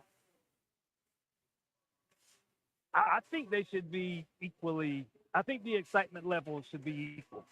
Those are two really good players. Whenever Clemson's able to land a quality running back in recruiting, man, it's always a big thing. They're so selective, and the pool they tend to choose from is so small year after year. Didn't even take one ultimately last year, electing to go into the portal and get Chris Johnson, man. But this is a big time get. I know people were a little put off by not being able to land Andrew Beard earlier in the month, but based on everything I can gather, this is the guy the staff wanted. Once Trey Segar kind of went off the radar, this is where all the attention went to, so to speak, or made him Walker the priority. I know Spiller visited with him a couple of times since the contact period began last month. Did an in-home with him, was back at his school, I think, on May 7th to visit with him again. So this is the guy that's been a priority. He's got breakaway speed. He's got really good vision. This is a major piece added to the backfield. And Jason, when you talk about running back and wide receiver, I mean, obviously we know how valuable both of those positions are, but in recent years, the lack of game-breaking ability, I guess, is the best way to put it for Clemson. In recent years, they've had dudes at wide receiver. Obviously, some injuries have hindered them a little bit as well, but especially running back. You had a good one a couple of years ago. You've had several over Dabo's tenure that have been elite running backs, but it feels like Gary Walker has big shoes to fill, but it also feels like, Jason, Gary Walker needs to contribute pretty soon because Clemson at running back just hasn't been the same that Clemson fans are used to, that are accustomed to. Yeah, you found yourself in a position last year where you had to move a wide receiver to running back just because you didn't have what you needed in place. And Adam Randall was more than serviceable there, but I think everybody expected more from the running game last year. Yeah, you can put the blame for that on the play calling or run blocking or whatever you want to put wherever you want to put the blame. But Clemson just was not able to run the ball effectively last year when they really wanted to, and I think part of that was that running back room. I think it'll be much better this year with the addition of Johnson and Gideon Davidson having a year under his belt now and being more experienced, and then you add a guy like Walker to the mix. That's going to be a very dangerous backfield once he arrives on campus and kind of gets his feet wet.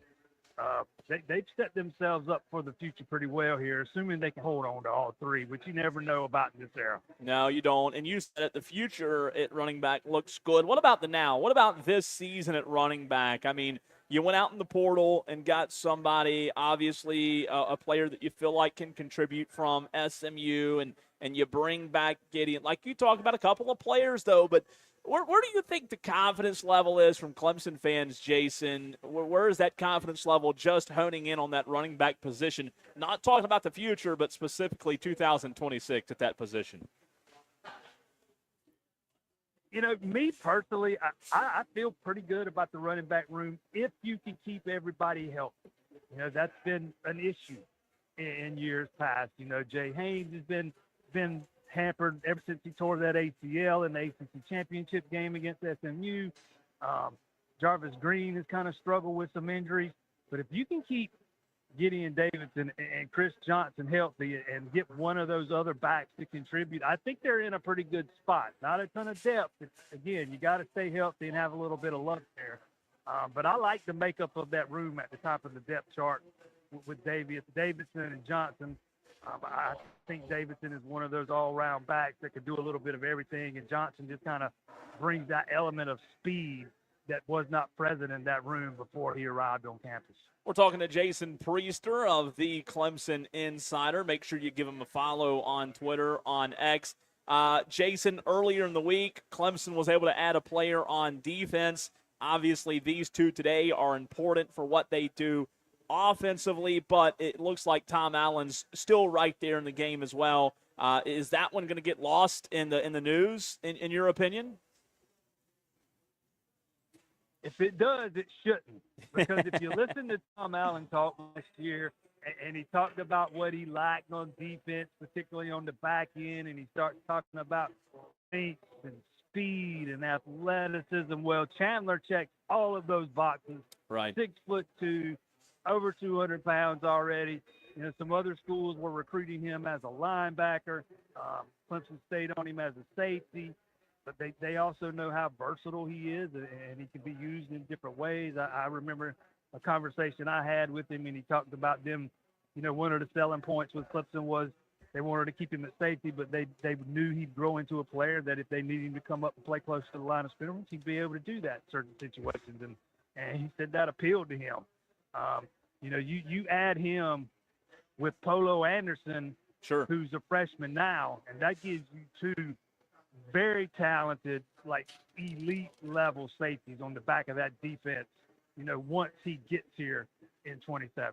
And we're talking about Jarrell Chandler there, as Jason mentioned. He committed earlier in the week to Clemson over Miami and Tennessee, one of the best safeties in the nation, rolling with Tom Allen. Jason, let's get to the not-so-good stuff. Clemson baseball, their season came to an end last night, a one-run game, lost to Notre Dame. It does feel like, even though the season officially ended last night, Jason, that the season has been over for quite some time. Nothing really fell into place this season. Eric Bakich, we have some audio coming up in the 5 p.m. segment from EB and what went wrong in his mind. But when you look at what you saw, you're there at just about every single game covering this team. This team never really, in my opinion, and you tell me if you disagree with me here, this team never, got better drastically. They never really improved from what I saw. And, again, I didn't have a close of an eye as you did, but it was weird because usually you see some improvement over the course of a season, and I just didn't see that this year from Clemson's baseball team. I would absolutely agree with that. You know, it seemed like they just never found or learned how to win. Let's put it that way. Yeah.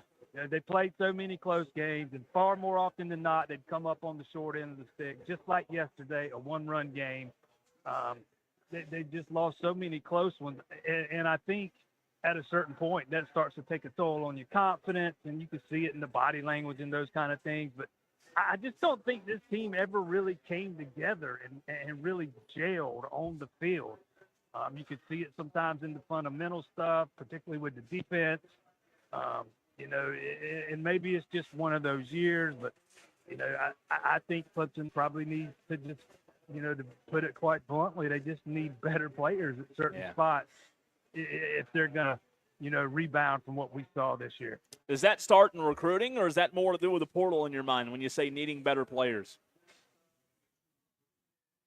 I would say a little bit of both. I mean, you have to walk that line. You don't want to have to rely,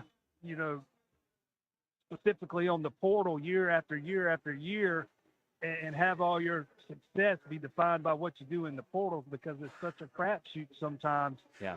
I know Eric Backett wants to build it up through the high school stuff, and kind of he's got a similar philosophy to Dabo. He wants to use the portal to plug holes, not necessarily build through it. But there's going to be some holes on this roster following this season, and I think they're going to have to be aggressive in the portal in a couple spots. I mean, there's some good young players on the roster, particularly some pitching, but there's going to be positions in the field that they're going to have to fill through the portal, if they want to rebound quickly. And that's one of the good things about the portal. It gives you the opportunity to turn it around quickly. We're talking to Jason Priester of the Clemson Insider right here on the Fan Upstate, 97.1 FM Spartanburg, 97.7 FM Greenville, 101.5 FM in Anderson. Jason, when you look at this year's team, what is the latest from what you've heard on guys that are going to be retained, players that may be already inching toward the portal? Yeah, I would expect there to be some portal departures. I wouldn't be surprised if we don't start hearing about some pretty soon. I hate to speculate on who or when it might be, but I got my eye on a couple of guys for sure. You add that to what's already leaving, through graduation and exhausting eligibility. I think this team's going to look a lot different next year. I think you got to get better at a lot of spots, like I said a minute ago, infield and outfield. And obviously there's some guys on the team you obviously want to retain. You don't want to lose a guy like Nate Savoy. You don't want to lose a guy like Jaron Purify if he decides to come back and play college ball for a fourth year. So it's not like they're truly devoid of talent. They've got some guys on that team I know they want to keep around, but I am of the opinion that roster needs a little bit of a makeover. Jason, when you cover both Clemson and South Carolina on this station, and when you talk about the conversation we've had over the past couple of years with South Carolina basketball and Lamont Paris, it's been, he needs more resources, and Jeremiah Donati's going to give him more resources again this year, more NIL. For him and his staff to be able to go out and spend a little bit more money to go get that talent that he needs. Do you think that's the case at all with Eric Backett? Do you think it's a money NIL issue, or do you look more at the players he's got just aren't performing the way they expected them to? I think if we're talking about this year specifically, I think it's probably a little bit of both. I think everybody would agree that Clemson did not play up to its potential this year. At the same time, I think they are probably a little limited in what they can do in the portal, due to financial constraints. It's not like they're rolling in the funds over there and have, just unlimited dollars to spend. They're definitely on that.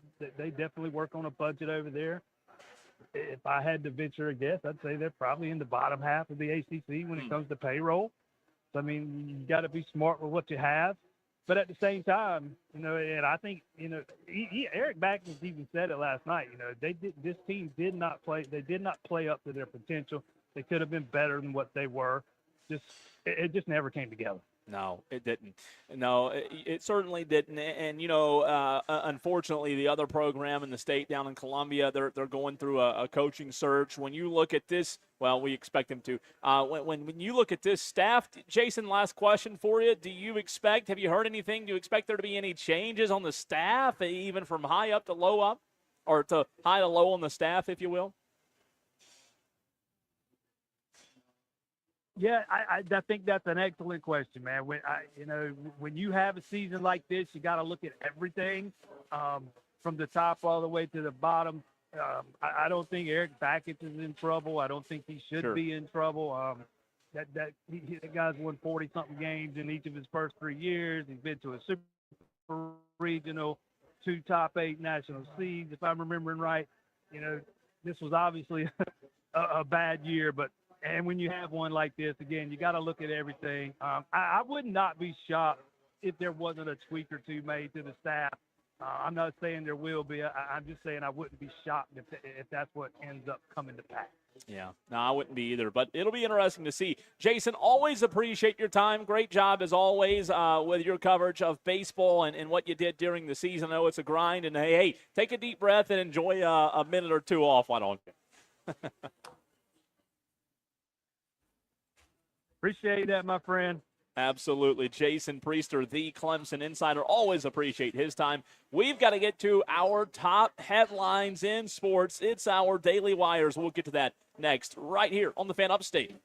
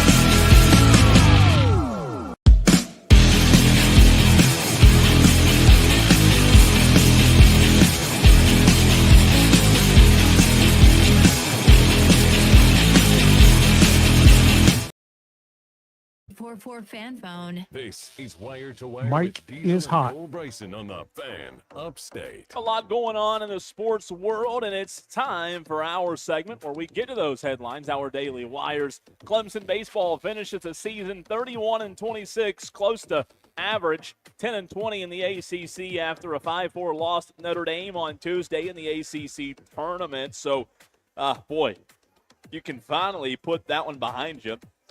If you are a Clemson fan, South Carolina not much better, worse. In fact, South Carolina finishes the season 22-35 on the year, 7-23 in the SEC after an 11-6 loss to Tennessee and Hoover, Alabama last night in the SEC tournament.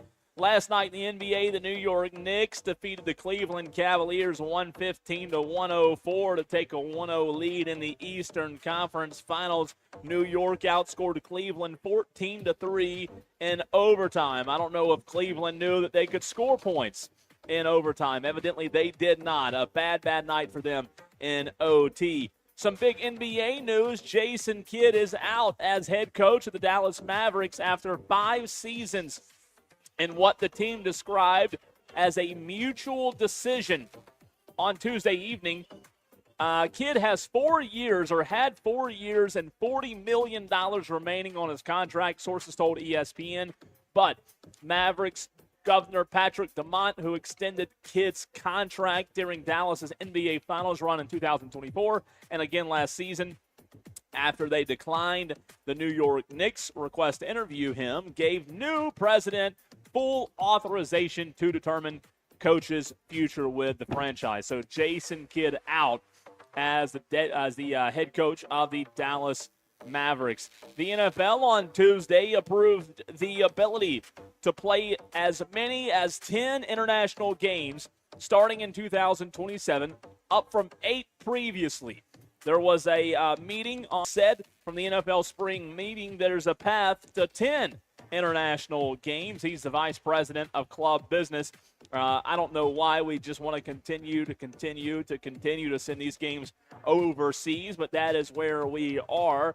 Maybe more international games to come very soon. I mean, what are we doing? It's all about money. I get that, but I just don't want my team's games shipped overseas. Tolos, do you not have a problem with that like I do? The league also voted to strip teams' ability to protect any home games from international play. So now owners and leagues, or owners and teams, cannot protect any home games. You basically have no say whether those games can go national or international, if you will. Previously, teams could protect 2 games. The 2026 slate features 9 international games, 8 league run games, and a London game as a part of an agreement with the Jacksonville Jaguars in Wembley Stadium.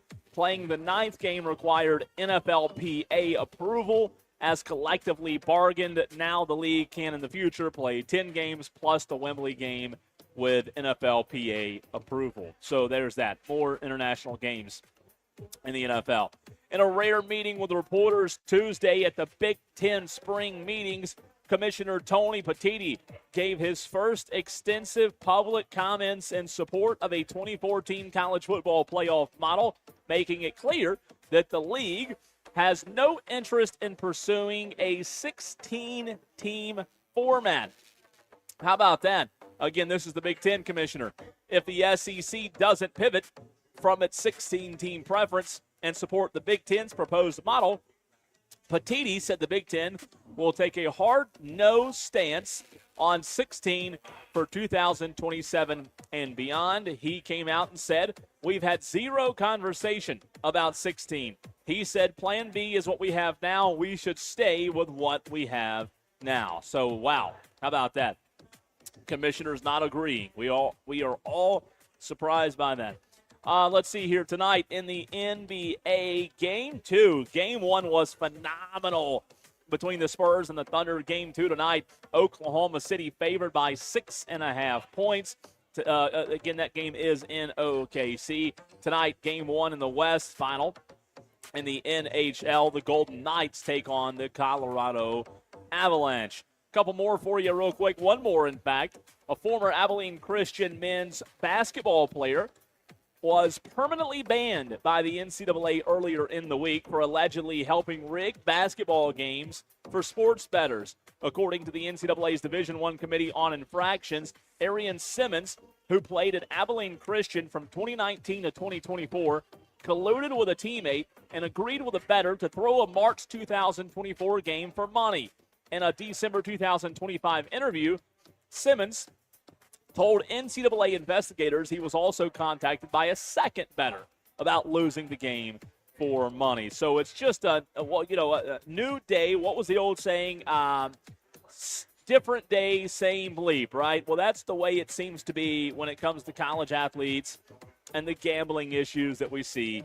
Unfortunately, that's the world we live in. It is not a good place to be, but always a new piece of news regarding someone who threw a game, it feels like. All right, Tolos, those are your daily wires. I know we have been wall-to-wall. We've been wire-to-wire thus far. But your chance to get in on the conversation in the very next segment. We're going to open the floor up. We've been back-to-back with guests, daily wires, so much going on. Your chance to finally get in on the conversation. We can talk Clemson. We can talk South Carolina. I have some Monty Lee audio from last night. Want to hear from you. 844-326-3663. That's the Joy Law Firm text line. The phone lines are open as well. Get in on the conversation. John, back in the Ingalls Market Studios, will put you through. Let's talk Clemson, South Carolina, and get to this Monty Lee audio and whatever else is on your mind next right here on the Fan Upstate.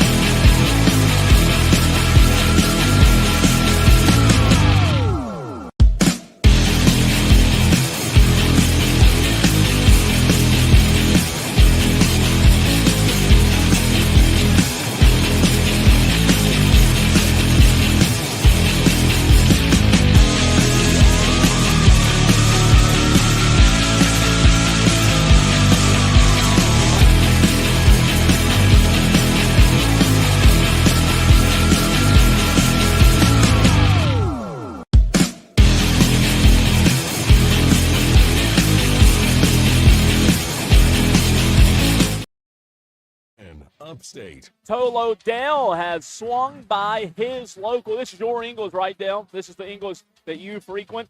Dale, who calls into the show quite often, has made his way to Ingles, and he is here. Unfortunately, you were too late to get the Ingles gift card, Dale.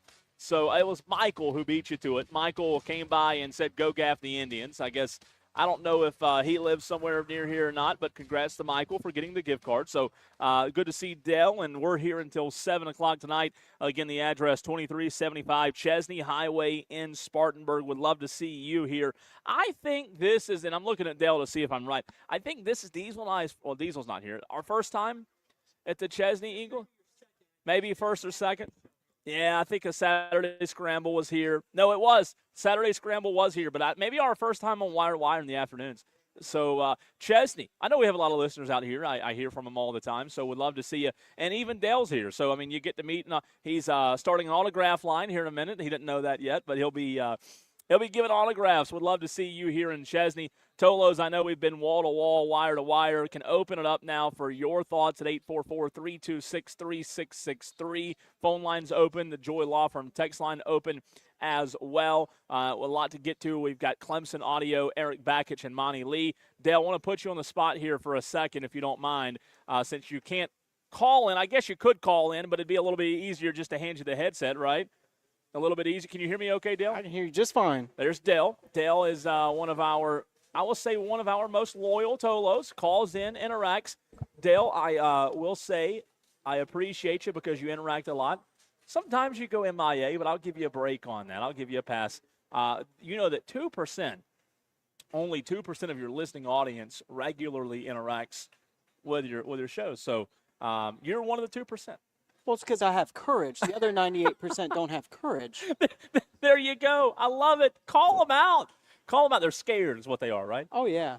You don't know how many times I run into somebody every day, every week, who will say, hey, man, listen to your show. They'll hear my name, whatever. And they'll say, I listen every day. I've never called, never texted, but I listen every day. A lot of people, for whatever reason, Dale, are programmed not to interact.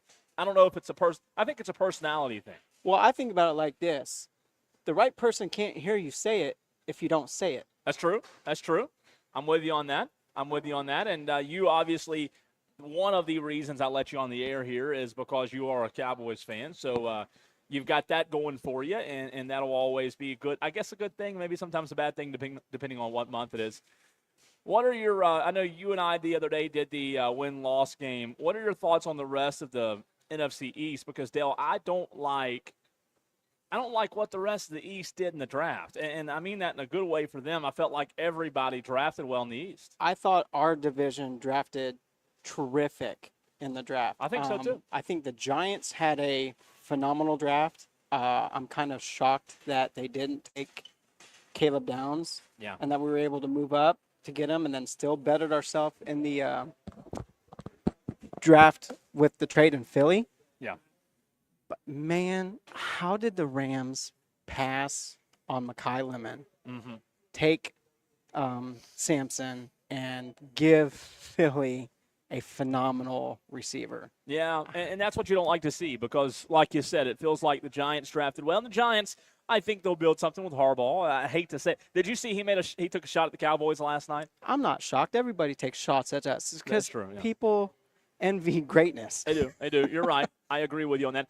By the way, quick text I want to get to here. Adam says, shout out to Dorman Baseball. Took game 1 last night, 8-4 over Spartan High. Adam, shout out to Dorman. Hopefully, Adam, you heard Jack Jolly yesterday on the show. He was on with me yesterday, I think 3:22, something like that. So hopefully you got to hear that. But congrats to Dorman. Also, good luck to Chesney softball tonight. One of the Texers got in with that earlier today in the Upper State Championship. But you're right. The Giants, the Eagles, we all kind of watch each other, right? We're concerned with what happens. And I give credit for what credit's due most of the time. And the Giants, I felt like Brian Daboll. I don't know if you remember this, Dale, but I said last year before the season that Daboll, based on their schedule, would be fired midseason. They had a gauntlet of a schedule. Turns out he was. I still felt like they had some pieces there, even though they're horrible. I like Dart. I like Scattaboo.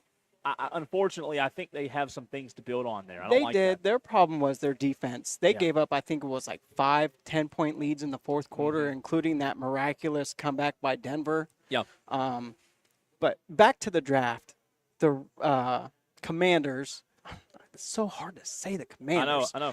Somebody brought that up yesterday. Had taken Sonny Styles, and that was the one I really wanted. And I'm not a Sure. big Ohio State guy. My wife is, and shout out to her because I told her I was coming here and I was going to be a half hour late getting home. She said, "Oh, right, whatever." Man, that's good wife. Good wife. Oh, yeah. She's got 3 youngins at home, so more Yeah. power to her. But that was the player I wanted because I think he is very, very Who's Micah that? Parsons-esque. Sonny Styles. Sonny Styles, yeah. Yes. Yeah, but Caleb Downs, I mean, you like that too, right? I do. He can play the linebacker. He can play the safety. We'll see how it works out. The secondary is going to be bandaged together. I think it's going to be a lot better than it was this year. I think the pass rush is going to be a lot better this year. The defense, I think, was really our issue. The offense wasn't so much the issue. Talking about And- Dallas? Yeah. Yeah, for sure. Absolutely. The offense was great outside of, spurts, but Yeah. the defense is what really let us down. And the fact that we took, I think it was just 1 tackle, 1 receiver, and then the rest was defense, I was thrilled to death with the way our draft went. Did you say you're not an Ohio State fan, but your wife is? Yes. How's that work? Did y'all from Ohio or what? She is. Yeah, she was born and bred Ohioan. I had migrated there and then, spent some time. I chased her down here because her parents moved down here. Yeah. And all in all, So you haven't slowly turned to Ohio State? I can't do it. Okay. Nope. And can't do it. who was your fan in college? I forget, Dale. I'm a Southern Cal guy. Wow. So I grew up in California, but Okay. I watched the Cowboys all the time when I was a kid. Sure. I liked USC. Okay. A huge Kobe guy, so I like the Lakers. And it sounds very bandwagony, but trust me, I'm not. That's just the way it was. A kid growing up in the late 80s, early 90s, You grew up all in you in saw, California, yeah. all you saw were Cowboys games. Wow. Yeah, no, you're right. You're right. On TV, prime time all the time. Absolutely. Right? Yeah. So you went from, by the way, if you just tuned in, Tolo Dale, who always calls in, he stopped by Ingles, as you should do. We are in Chesney. By the way, John, I've got a couple of texts that says people are trying to call, so if you would grab a couple of those phone calls. I don't know if you're seeing those or not, but 844-FAN-PHONE, if we can get those callers on, we will at 844-FAN-PHONE. Let me ask you this. The Ohio State thing, the reason I brought that up, what they're doing in the draft, I mean, it's unbelievable. I mean, they are absolutely – it felt like every other draft pick was an Ohio State guy this year, right? 4 in the top 11, I don't think you'll ever see again. Yeah. And I don't know what it is about Ryan Day and how he's able to recruit like that. Now, being, around that, so you see, they've lost Brian Hartline. He's moved on. And he was an excellent receiver. He loses coordinators every year, Ryan he does, Day does. and he just is able to reload and restock, and it's crazy Yeah. because that school, I mean, granted, they are a perennial power. They have the name. They have the backing. They are a brand. And you'll always find them in the playoff, no matter if it's 8, 12, 24, 64 teams. It's not going to matter. However many teams are in the playoff, they're going to be there. Yeah. I like Ryan Day, though. I'm not an Ohio State fan, but I really like him. I think he's – maybe the best. I think maybe for pound, he's the best coach in college football. I was really, I mean, I don't ever want anyone to lose their job, but those 3 straight years he lost to Michigan, yeah. I thought it was going to happen. But you know how silly that would have been? It is, It would have been so silly. I mean, who else would – and we talked about that yesterday. Somebody brought that up They did yesterday. that to John Cooper. I know, but my gosh, you're not going to find many – I mean, literally, name 2 coaches right now better than Ryan Day. Kirby Smart's one. Okay, but my point is it's difficult to do. It's so difficult. I mean, it is. He Kirby could Smart's be one. the best. I mean, I would say, yeah, you're right. I like Kirby a lot, but here's if I'm ranking Kirby and Ryan, I'm going to go like 1A, 1B. I don't think Kirby's drastically better than Ryan Day. I can't discredit what Cignetti has done because Google him. All he does is win.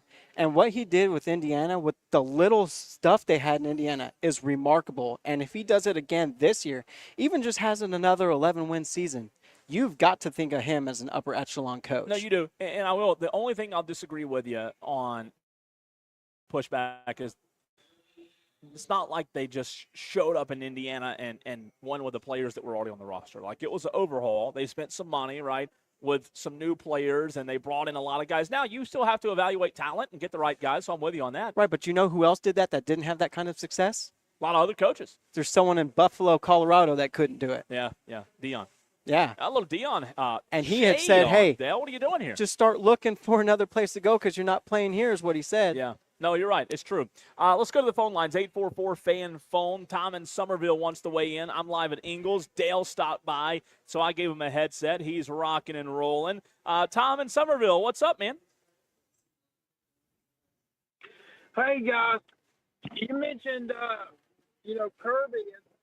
And, I kind of agree with you. The last few years, 3 years ago, Kirby was the best coach in the game. Yeah. I don't know if you could necessarily say that right now. Would you put Ryan Day ahead of Kirby Smart right now, Tom? Honestly, as crazy as it sounds, I'm putting Signetti over both of them. Wow. You know, just how about that? One, because and granted, recency bias is probably a part of that. Yeah. But you took the words right out of my mouth. You look at Georgia. Yeah, you look at Georgia. What have they done the last 3 years? I mean, yeah, they won a bunch of games, went to the playoffs, but they hadn't done anything in the playoffs. Ohio State, Ryan Day has a national championship. Honestly, I think it's time for Kirby to start making some staff changes because, as we all know, since he brought Mike Bobo back, they hadn't won anything. So, just Tom, throwing that out there. Tom, and I'll let Dale respond to this too, but here's what I would go, and maybe you both disagree and other Tolos out there disagree with me as well. I love Signetti. I love what Signetti did this past season at Indiana, and the way that he built that thing as quick as he did is impressive. I'm not putting Signetti over Ryan Day, though. Not yet. Ryan Day's proven it. I know he only has one championship. I know he's lost to Michigan several times. He's proven it year after year at the highest level. So Signetti it's not a big enough sample size. That's correct. It's only 2 seasons. Now, in that 2 seasons, he's only lost 2 games. Yeah. Okay? And that was great because that first year at Indiana, he was like he couldn't win the big game. Sure. Then he turned around and spat off 16 in a row. So I understand your recency bias there. Yeah. Ohio State winning national championships only happens when we change the playoff format. So they won the first one recently, the last 2, Zeke, right up I-85. 2014, right? Yep. And that was when the playoff format went from 2 to 4. Yeah. Okay. Then they turn around, and when we introduce the 12-team playoff, they win. So if they don't change the playoff format, Ohio State's not winning another one. That is a terrible thing to say, but you're right. It's a wonderful statistic. Maybe it is. Tom, would you be okay with me having Ryan Day above Signetti? Yeah, I mean, Ryan Day's a good football coach. He puts players in the NFL. He wins big games. I mean, he's right there. I mean, really, there's probably all 3 of those are easily in the top 5. Yeah. I guess it just depends on the day of the week. Sure. Depends on where you're ranked, But if Sig gets back to the playoffs this year, I think he's going to take that crown. Wow. I mean, unless Kirby or Ryan Day win another one.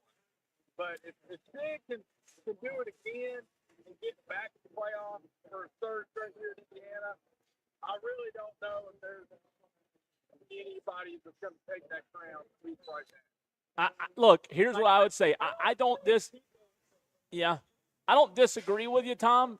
I'm not going to allow him just to get to the playoff, though, because a lot of coaches make the playoff, and we're expanding the playoff every year. Again, making the playoffs impressive.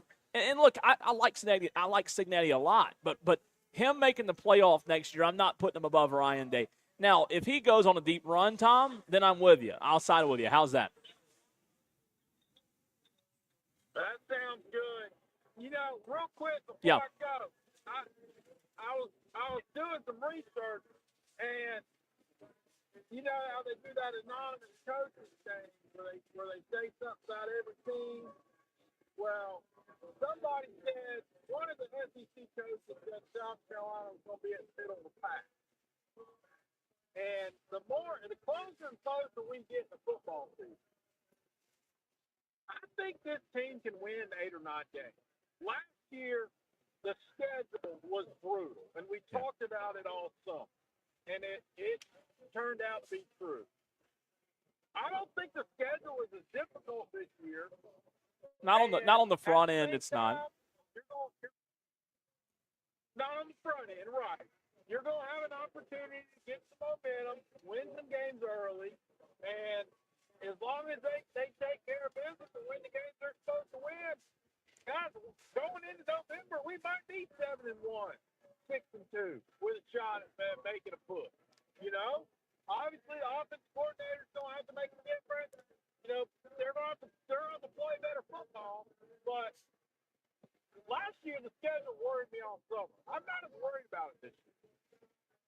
So Tom, I'm going to give you last year when you shouted out the 9-3 and they hit it, then you hit it again this year. You're not going to get that 3 years, that 9-3 prediction. I don't see South Carolina winning 9. I could see them winning 8. And again, I hadn't like really sat down and dove into it, made an official prediction yet, but I could see 8. I don't know if I see 9. I do agree with Tom that I think they're going to have a good start. Hey, Tom, real quick before you go, you're a big Gamecock guy. I want to get your reaction to what Aaron Fitt, you know Aaron Fitt, right, of D1 Baseball? Right.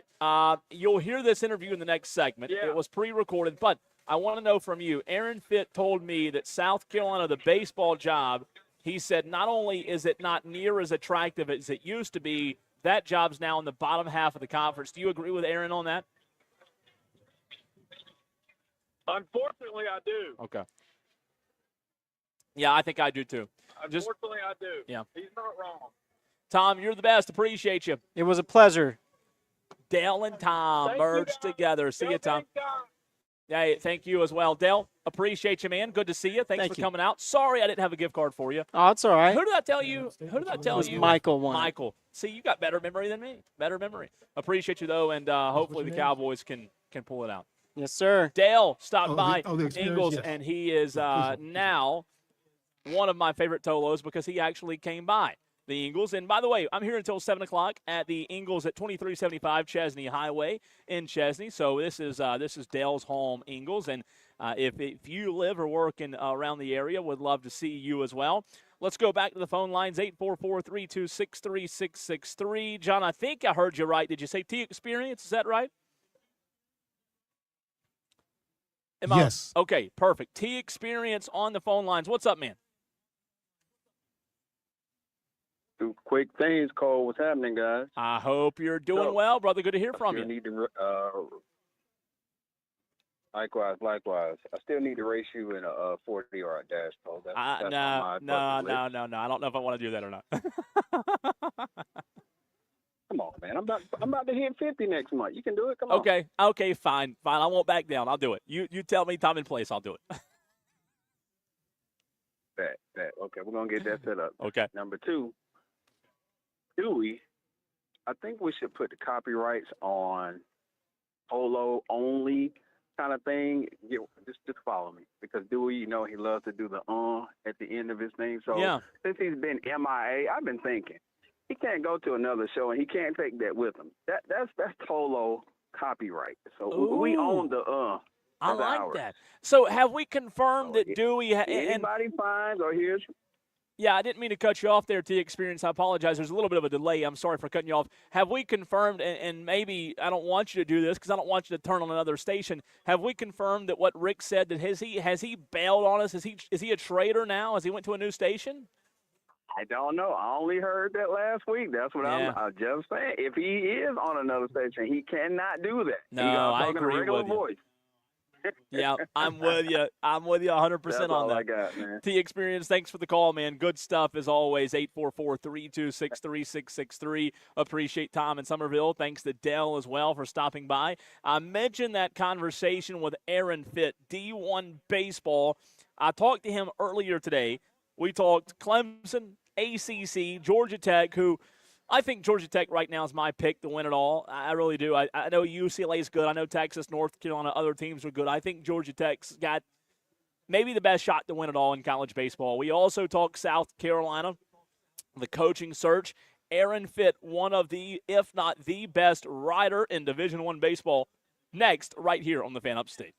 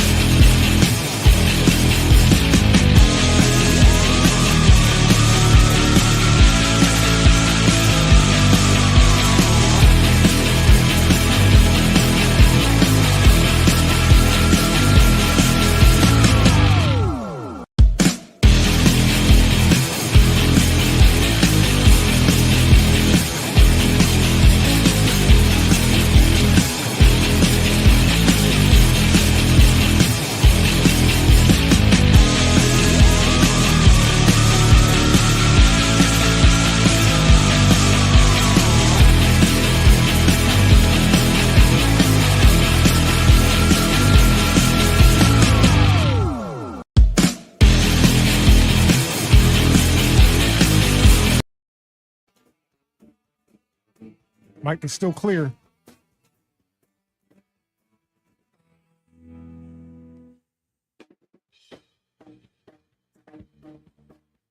A lot to get to on this hump day, this Wednesday edition of Wire to Wire right here on the Fan Upstate. Welcome in, everyone. So good to be with you on this beautiful afternoon in the upstate of South Carolina. I'm live at 2375 Chesney Highway, the Ingalls in Chesney, South Carolina, where I have a $25 gift card waiting for you Tolos out there. You can text and call all show long at 844-FAN-PHONE, but we have a loaded show to get to, and we start off with one of the best. He's a friend of the show. He's been on the show before, and we've talked to him many, many times and always appreciate his time. But we start the show talking college baseball, jumping right into it with Aaron Fitt of D1 Baseball. Aaron, always appreciate your time. How are you, man? Doing all right. How are you? Doing fantastic. For those that don't know, Aaron, that aren't following you maybe on social media, can you tell us where you're from or where you're at right now, where you're calling in from? What ballpark are you at? Yeah, we're here in Charlotte, the ACC tournament at the AAA Park right uptown, and we're in game 2 of 4 today. We had 4 yesterday, so we're just coming along here. Aaron Fitt, D1 Baseball, joining us right here on the Fan Upstate, talking college baseball with us. Aaron, let's start right there in the ACC, since you're in Charlotte, not far from where we are, maybe 45 minutes to an hour from where I'm sitting right now. And look, the ACC tournament, a lot of heavy hitters, but some teams with early exits. And let's start with the Clemson Tigers. A lot of Clemson fans, obviously, in our audience, Aaron, Spartanburg, Greenville, and in Anderson. Clemson, an early exit, no surprise from what you've seen this season. How do you diagnose the problem in I guess, a rare year for Eric Bakich and his team to be this bad, Aaron, just to be quite blunt? Yeah, no, for sure. I mean, you look at the track record since he's been there. I mean, it seems like they win 45 games and host regional every year, and even when you see them in the fall and you're not sold on their talent, they usually just overachieve in the spring. They just have had a knack for winning. And this year that the bottom just kind of dropped out on that. I mean, I was there in the fall and I kind of walked away thinking, I don't know about this roster. They don't really seem that athletic, but they're Clemson. I'm sure they'll find a way to win 45 games like they always do. And it turned out, no, they just weren't very athletic, and they just didn't have much dynamism in that lineup. And, their pitching, I thought, was going to be their strength. And it didn't pan out that way. Aiden Knox didn't have a great year at the top of the rotation. And I was buying on big breakouts for Talon Bell and Drew Titsworth, and those things didn't really happen. And, Moeller didn't really come back well from injury. They just, all the things that they needed to happen for them to be good just didn't happen. That's baseball. Sometimes it doesn't work out, especially when you've only got 34 guys on your roster now. There's less room to miss. And they missed this year on some guys. Aaron, it's interesting you bring up the pitching, because that's been a subject we've talked about, especially the start that Aiden Canuck had. He didn't have a great start to the season, played a little bit better as the season went on, but from what you've seen, from what others, your colleagues at D1 Baseball have seen from Aiden Canuck, there was a lot of projections for him going into this season to be one of the best pitchers in college baseball. Just honing in on him specifically, what would you say went wrong for Canuck? Yeah, he was the first team preseason All-American for us, based on his track record. And it just felt like it was a battle all year long. But, I mean, it's weird because you look at the peripheral numbers, and he still struck out a bunch of guys and didn't really walk that many guys. And it's like, how is, the ERA as high as it is? It was just kind of a weird year. I mean, I don't know. I do feel like, obviously, he got a little tired as the season went on. They leaned on him heavily, and the velocity was down a little. The fastball just didn't really feel like it played as well this year in general. We know that changeup is such a great pitch, and that's his calling card, but maybe just not quite enough ability to beat people with fastball. That would be probably my armchair analysis. So do you chalk it up as just one bad year for Eric Bakich? Because you mentioned usually his teams are hosting a regional, Aaron, or do you say maybe now Eric Bakich kind of has to reevaluate how he does things at Clemson? I know they're going to reevaluate. He made that clear yesterday after the game, and I mean, hey, you have about a year as they did. It's inevitable. You're going to look in the mirror and say, what do we need to change? And I think they already were kind of pressing a little bit just because the weight of not getting to Omaha since 2010. It's just hanging around that program, especially when you're hosting regionals every year and you're getting to supers and you just can't break through to Omaha. And this year, the whole talk in the fall was, we're not going to talk about Omaha. Be about it, don't talk about it. And he kept saying that, and they kept, the whole thing, be about it, don't talk about it, to the point that it became about not talking about it. And it feels like they're just searching for some kind of a mindset shifters, something to get there. And I think once they break through, and they will break through. He's too good of a coach, and their staff is too good, and there are too many resources there, and too much history. I mean, there's everything you got to be the elite program in the ACC is there. They just have to get over the hump, and once that happens, it will become easier, and all that weight will just kind of evaporate.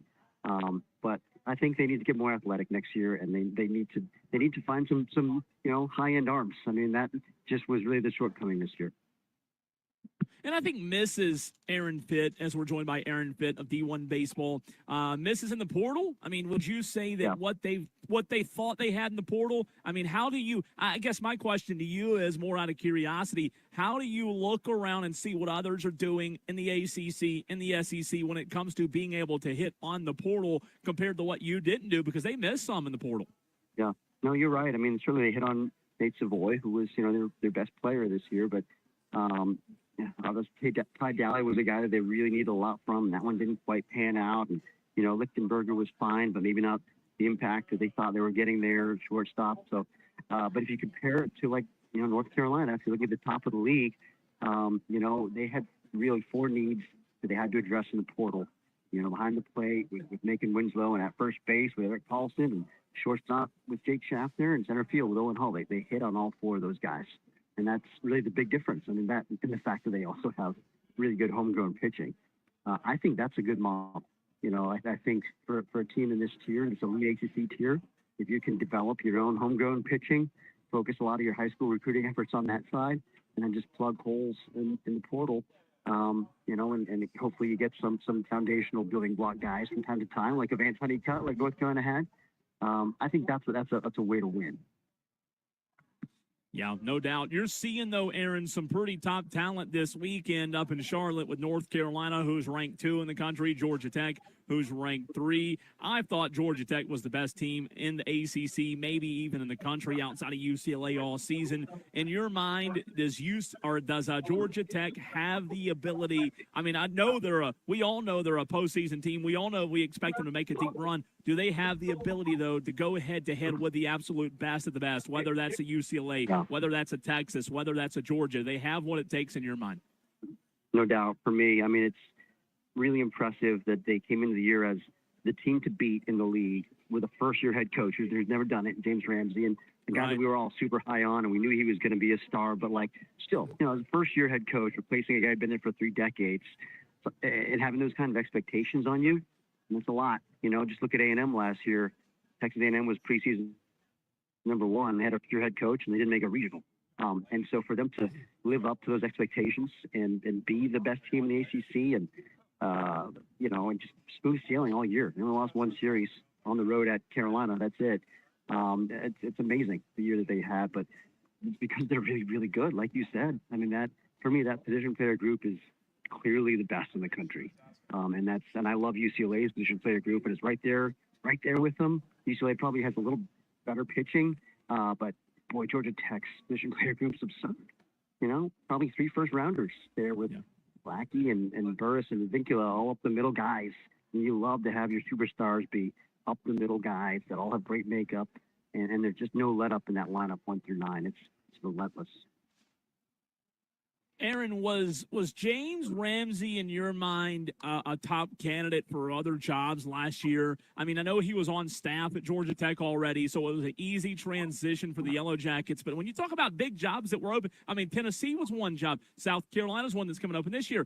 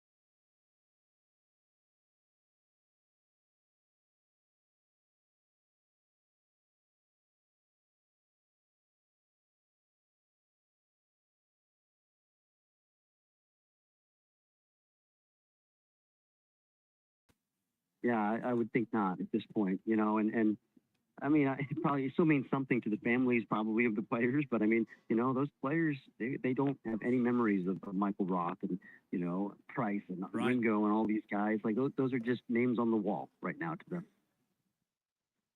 And then my last question for you, Aaron. Landon Powell, obviously a hot name here in the upstate with what he's done at North Greenville. He's got people who want him to be the coach here locally. He's also got those who say, no, he hadn't done it at the D1 level. He's not the right guy. I think most of the other media members I've talked to at South Carolina have said South Carolina can't take a chance on a guy like Landon Powell right now because of how bad the program is.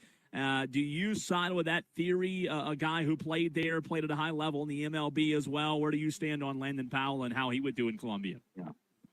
Well, I think there's a chance he'd do really well. I mean, he's a very well-regarded coach and great baseball mind and a Gamecock legend. But I do think I would agree with people who hesitate to make that move just based on, the Division I track record, the SEC track record.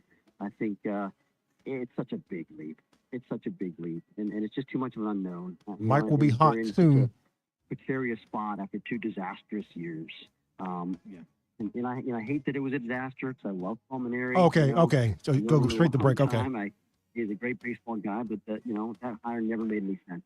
Given where he is, with the fact that he was retired for 2 years, and in those 2 years, the landscape changed as much as it did. That hire never made sense, and I'm not surprised that they are where they are right now. But they can't afford to miss again. They need to get somebody who's really, a proven commodity in his prime, and obviously Kevin Schnall checks those boxes. Aaron, you're the best. Always appreciate your time. Gracious of you to take time away to join us. No load management here.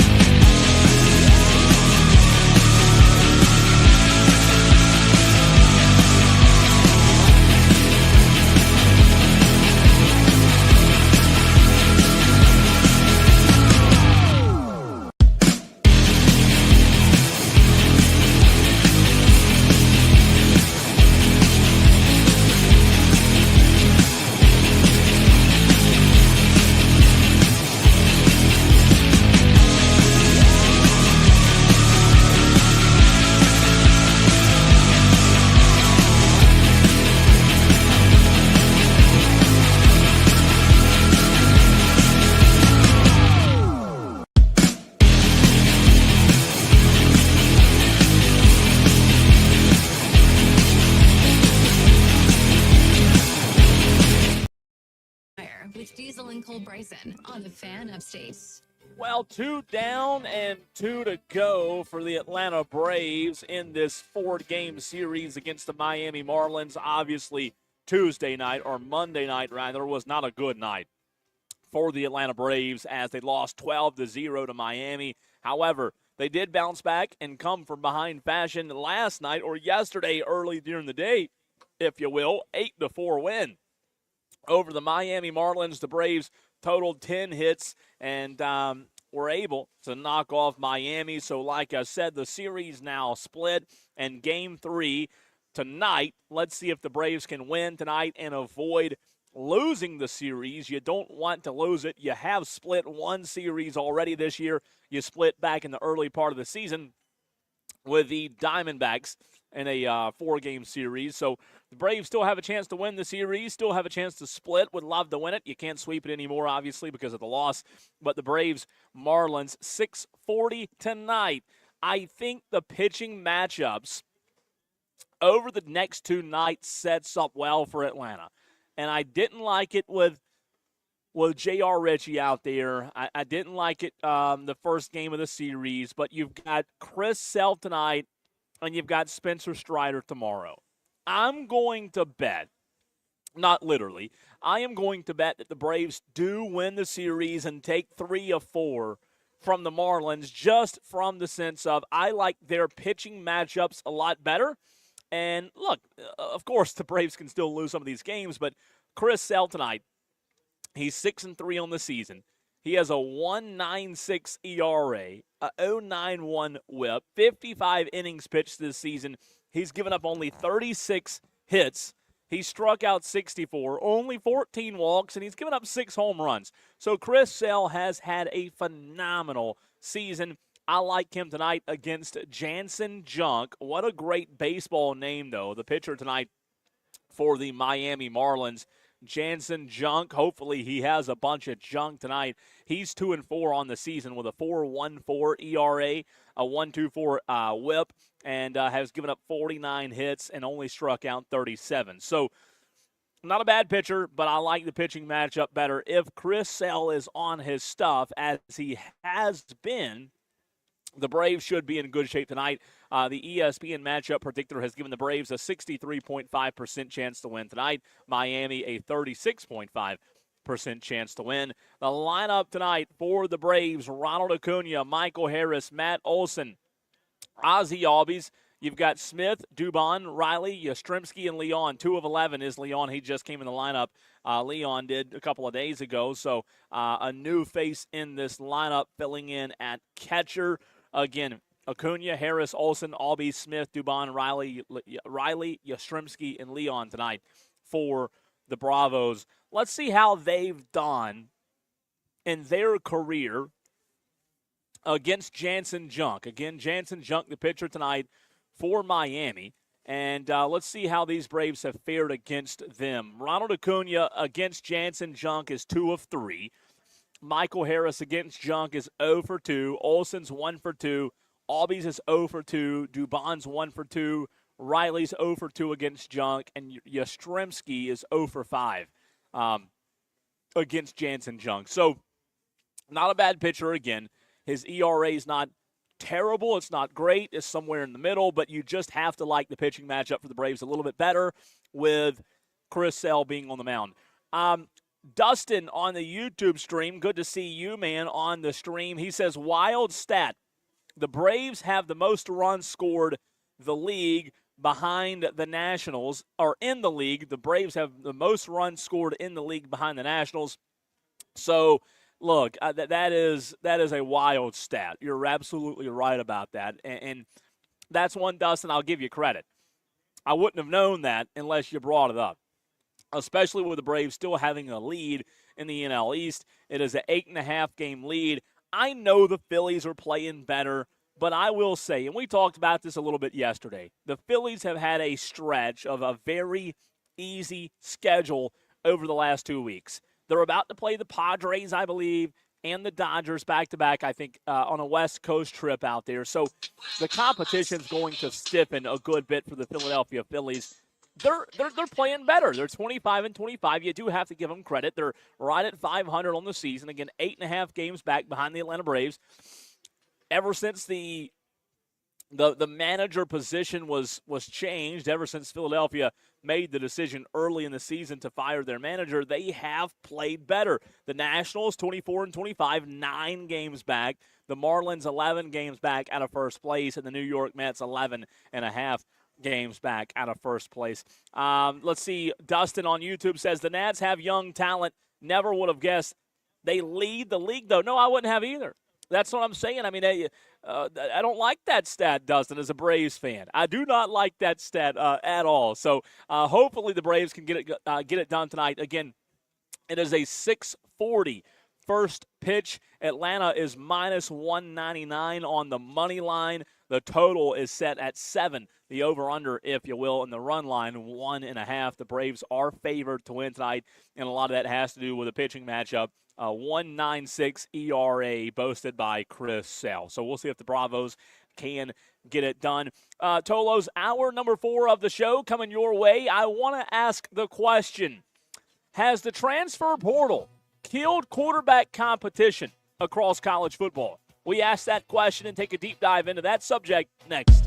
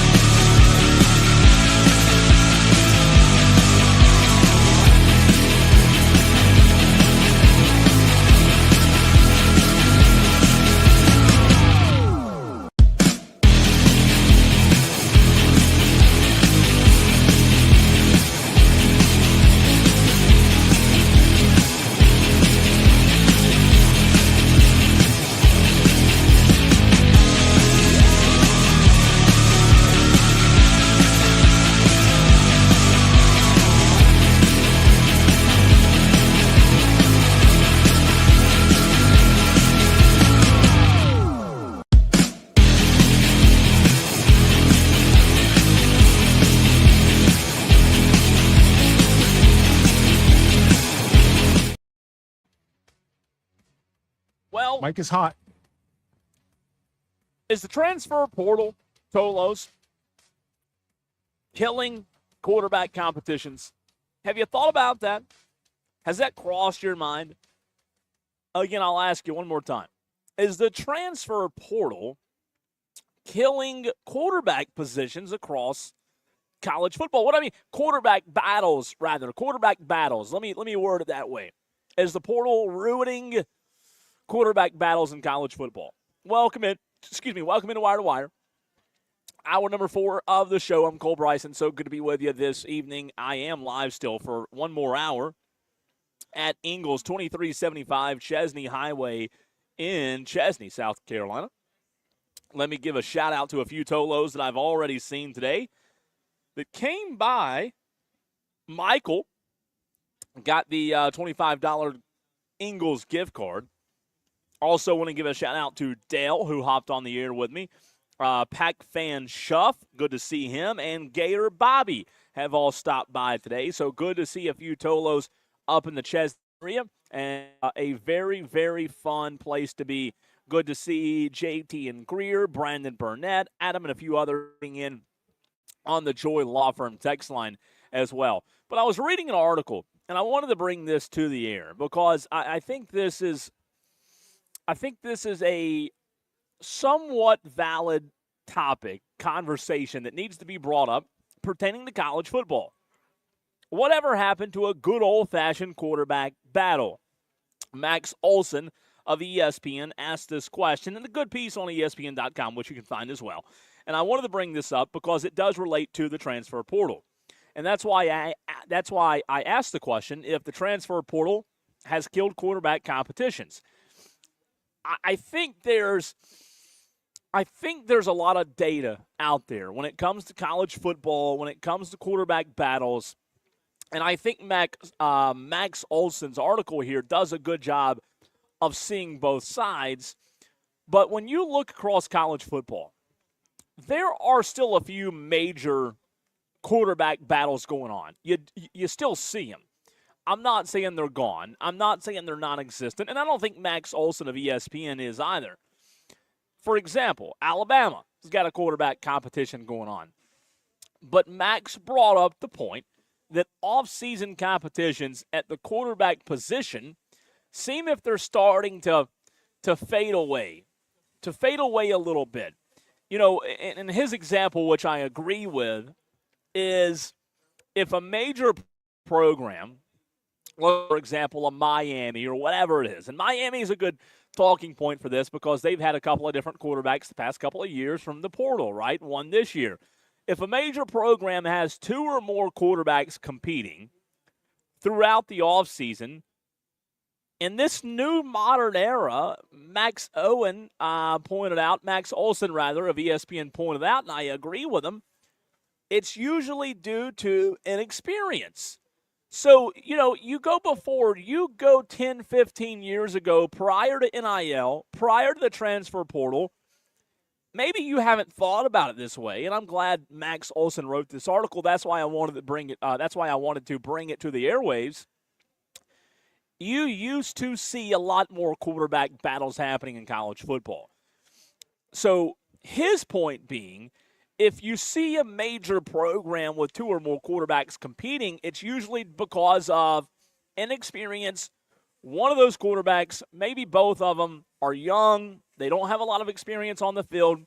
And in this new rev-sharing era, everybody, it seems like, can write a check and buy experience, right?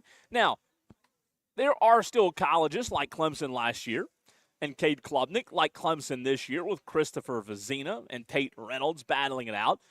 That is an example out there of a true old-fashioned quarterback battle going on, right? Even though we all believe Christopher Vizina will be the guy, QB1, day one, going into Baton Rouge, there are examples out there of quarterback battles taking place. Not as many, but programs are just able to pay for the luxury of experience now.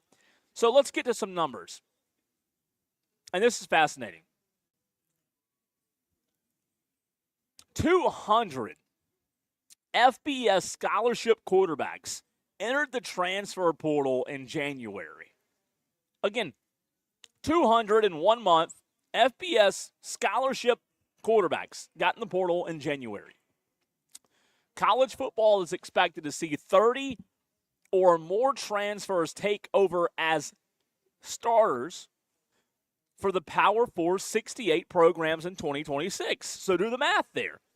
You're expecting to see 30 or more transfers take over as starting quarterbacks for the Power 4 48 or the 68 programs.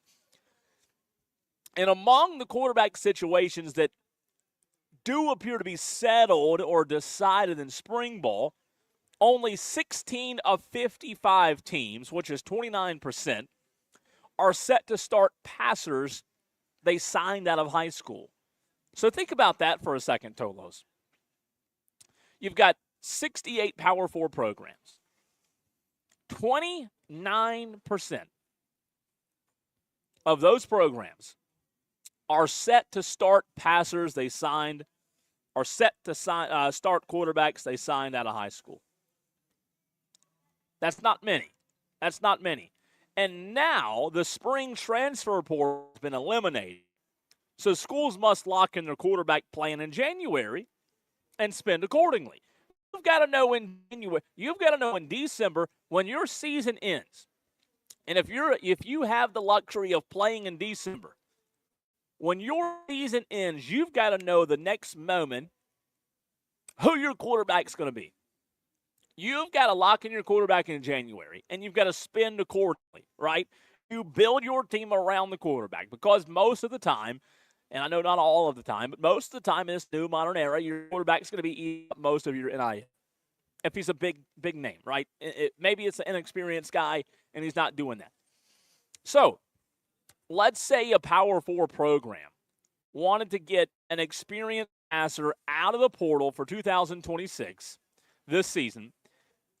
It had to put together a deal for $2 million in most cases. When you as a program are investing that much for a single player on a roughly $15 million rev share budget, every other team out there knows what?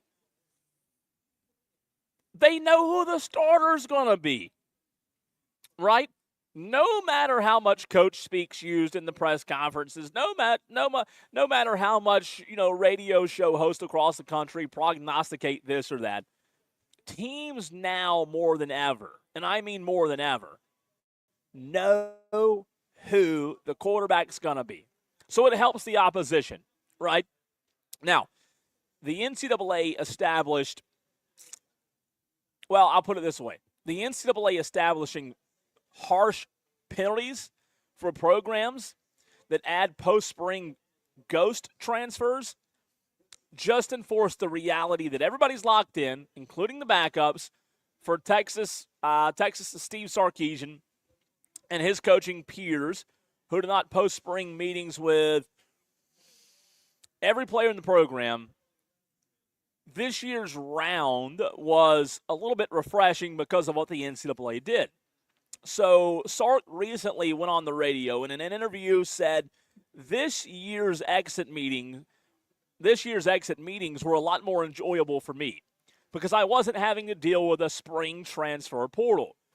Again, this was on Austin's 1300 The Zone. Steve Sarkisian said, there was never a talk of transferring this year. There was never a talk of, I want more money, or so on and so forth, is offering more money, and I really want to stay, but how can I stay if they're offering more money?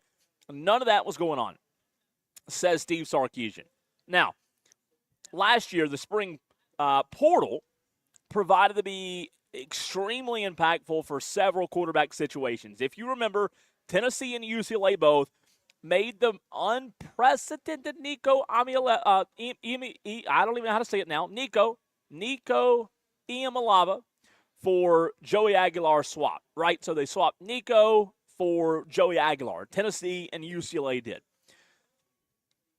Bear Bachmeier left Stanford, ended up leading BYU to a 12-win season as a true freshman, and the most important move was one few paid attention to, And Ole Miss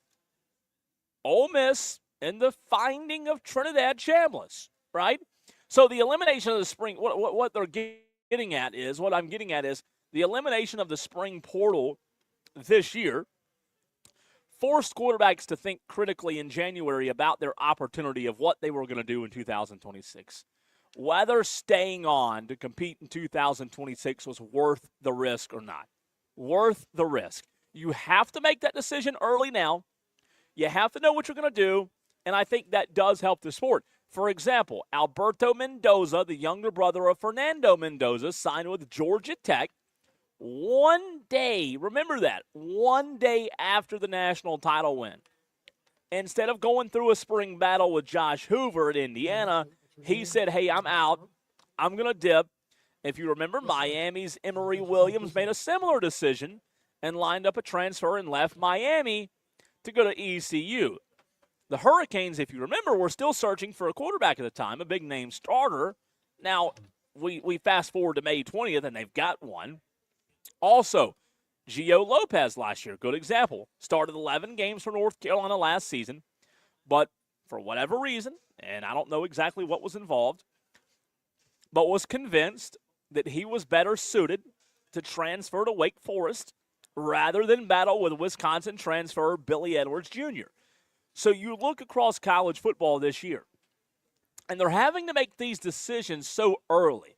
With quarterbacks like Alberto Mendoza and Josh Hoover and Billy Edwards, it does help coaches tremendously know what their plan is, but at the same time, it helps the opposing coaches know who the quarterback is going to be as well.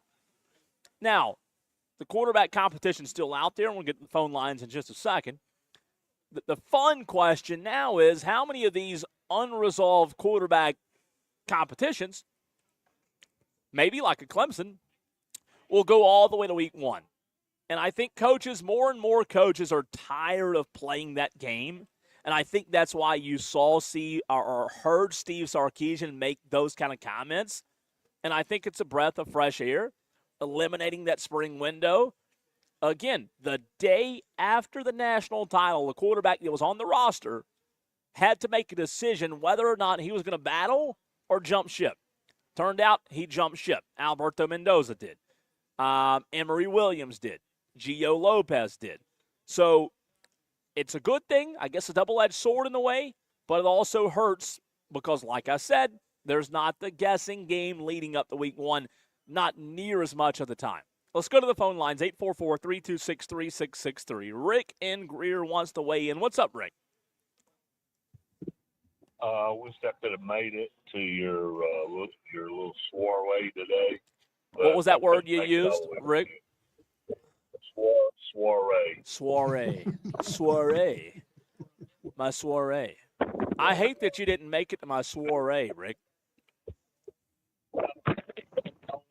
Rick, are you in a, what are you doing? I mean, it sounds like you're going through a car wash right now.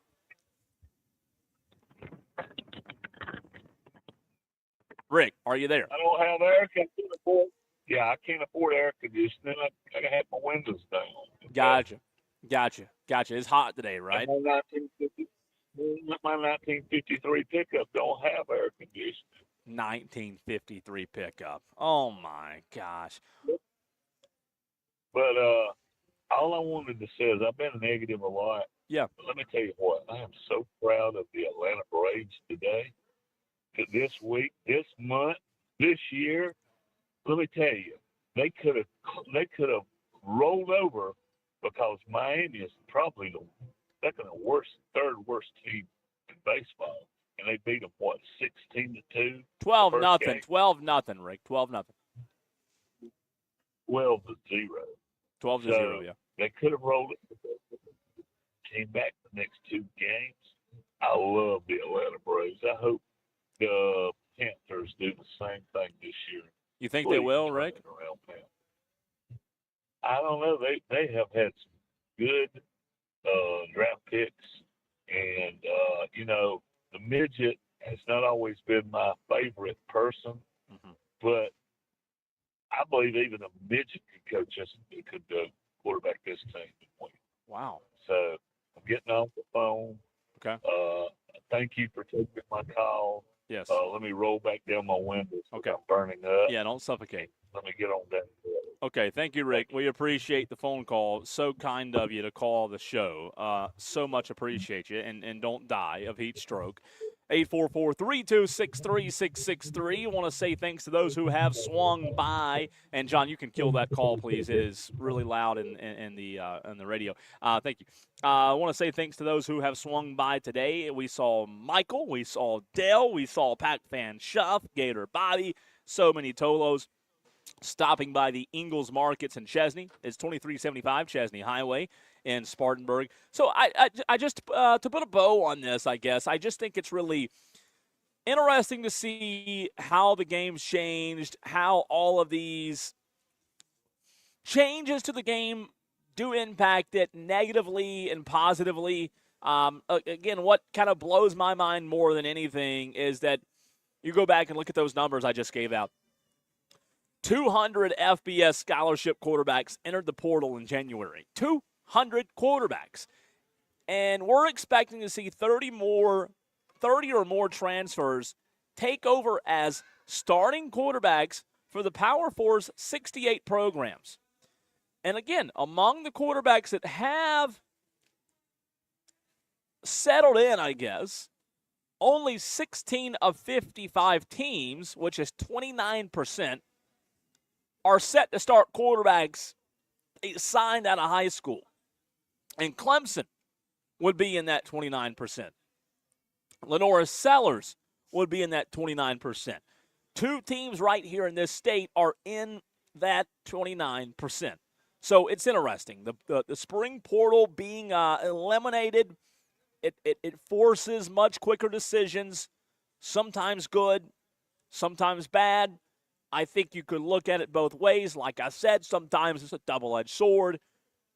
But you're not seeing near as many, and it's not just an opinion, you're not seeing near as many quarterback battles because of this. And I am looking forward to seeing how many of these unresolved quarterback battles and competitions will go all the way to week one. Now that we're out of spring practice, it's go time. You've got to jump. And look, there are still some good ones out there. Alabama's got one.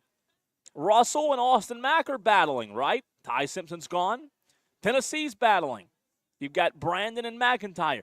Clemson's battling. You've got Christopher Fazina and Tate Reynolds. Arizona State's got a quarterback battle going on. Florida, Aaron Philo and Tremel Jones Jr. Virginia's got Bo Prabula and Eli Holstein. You've got a lot of these battles going on. Duke, Iowa, Vandy. Just not near as many. Arkansas, one to watch as well with KJ Jackson and A.J. Hill. Just not near as many. All right, Tolos, Melissa Level from Ingalls Markets joined the show earlier. Melissa's the absolute best. In case you missed it, with Melissa Level next.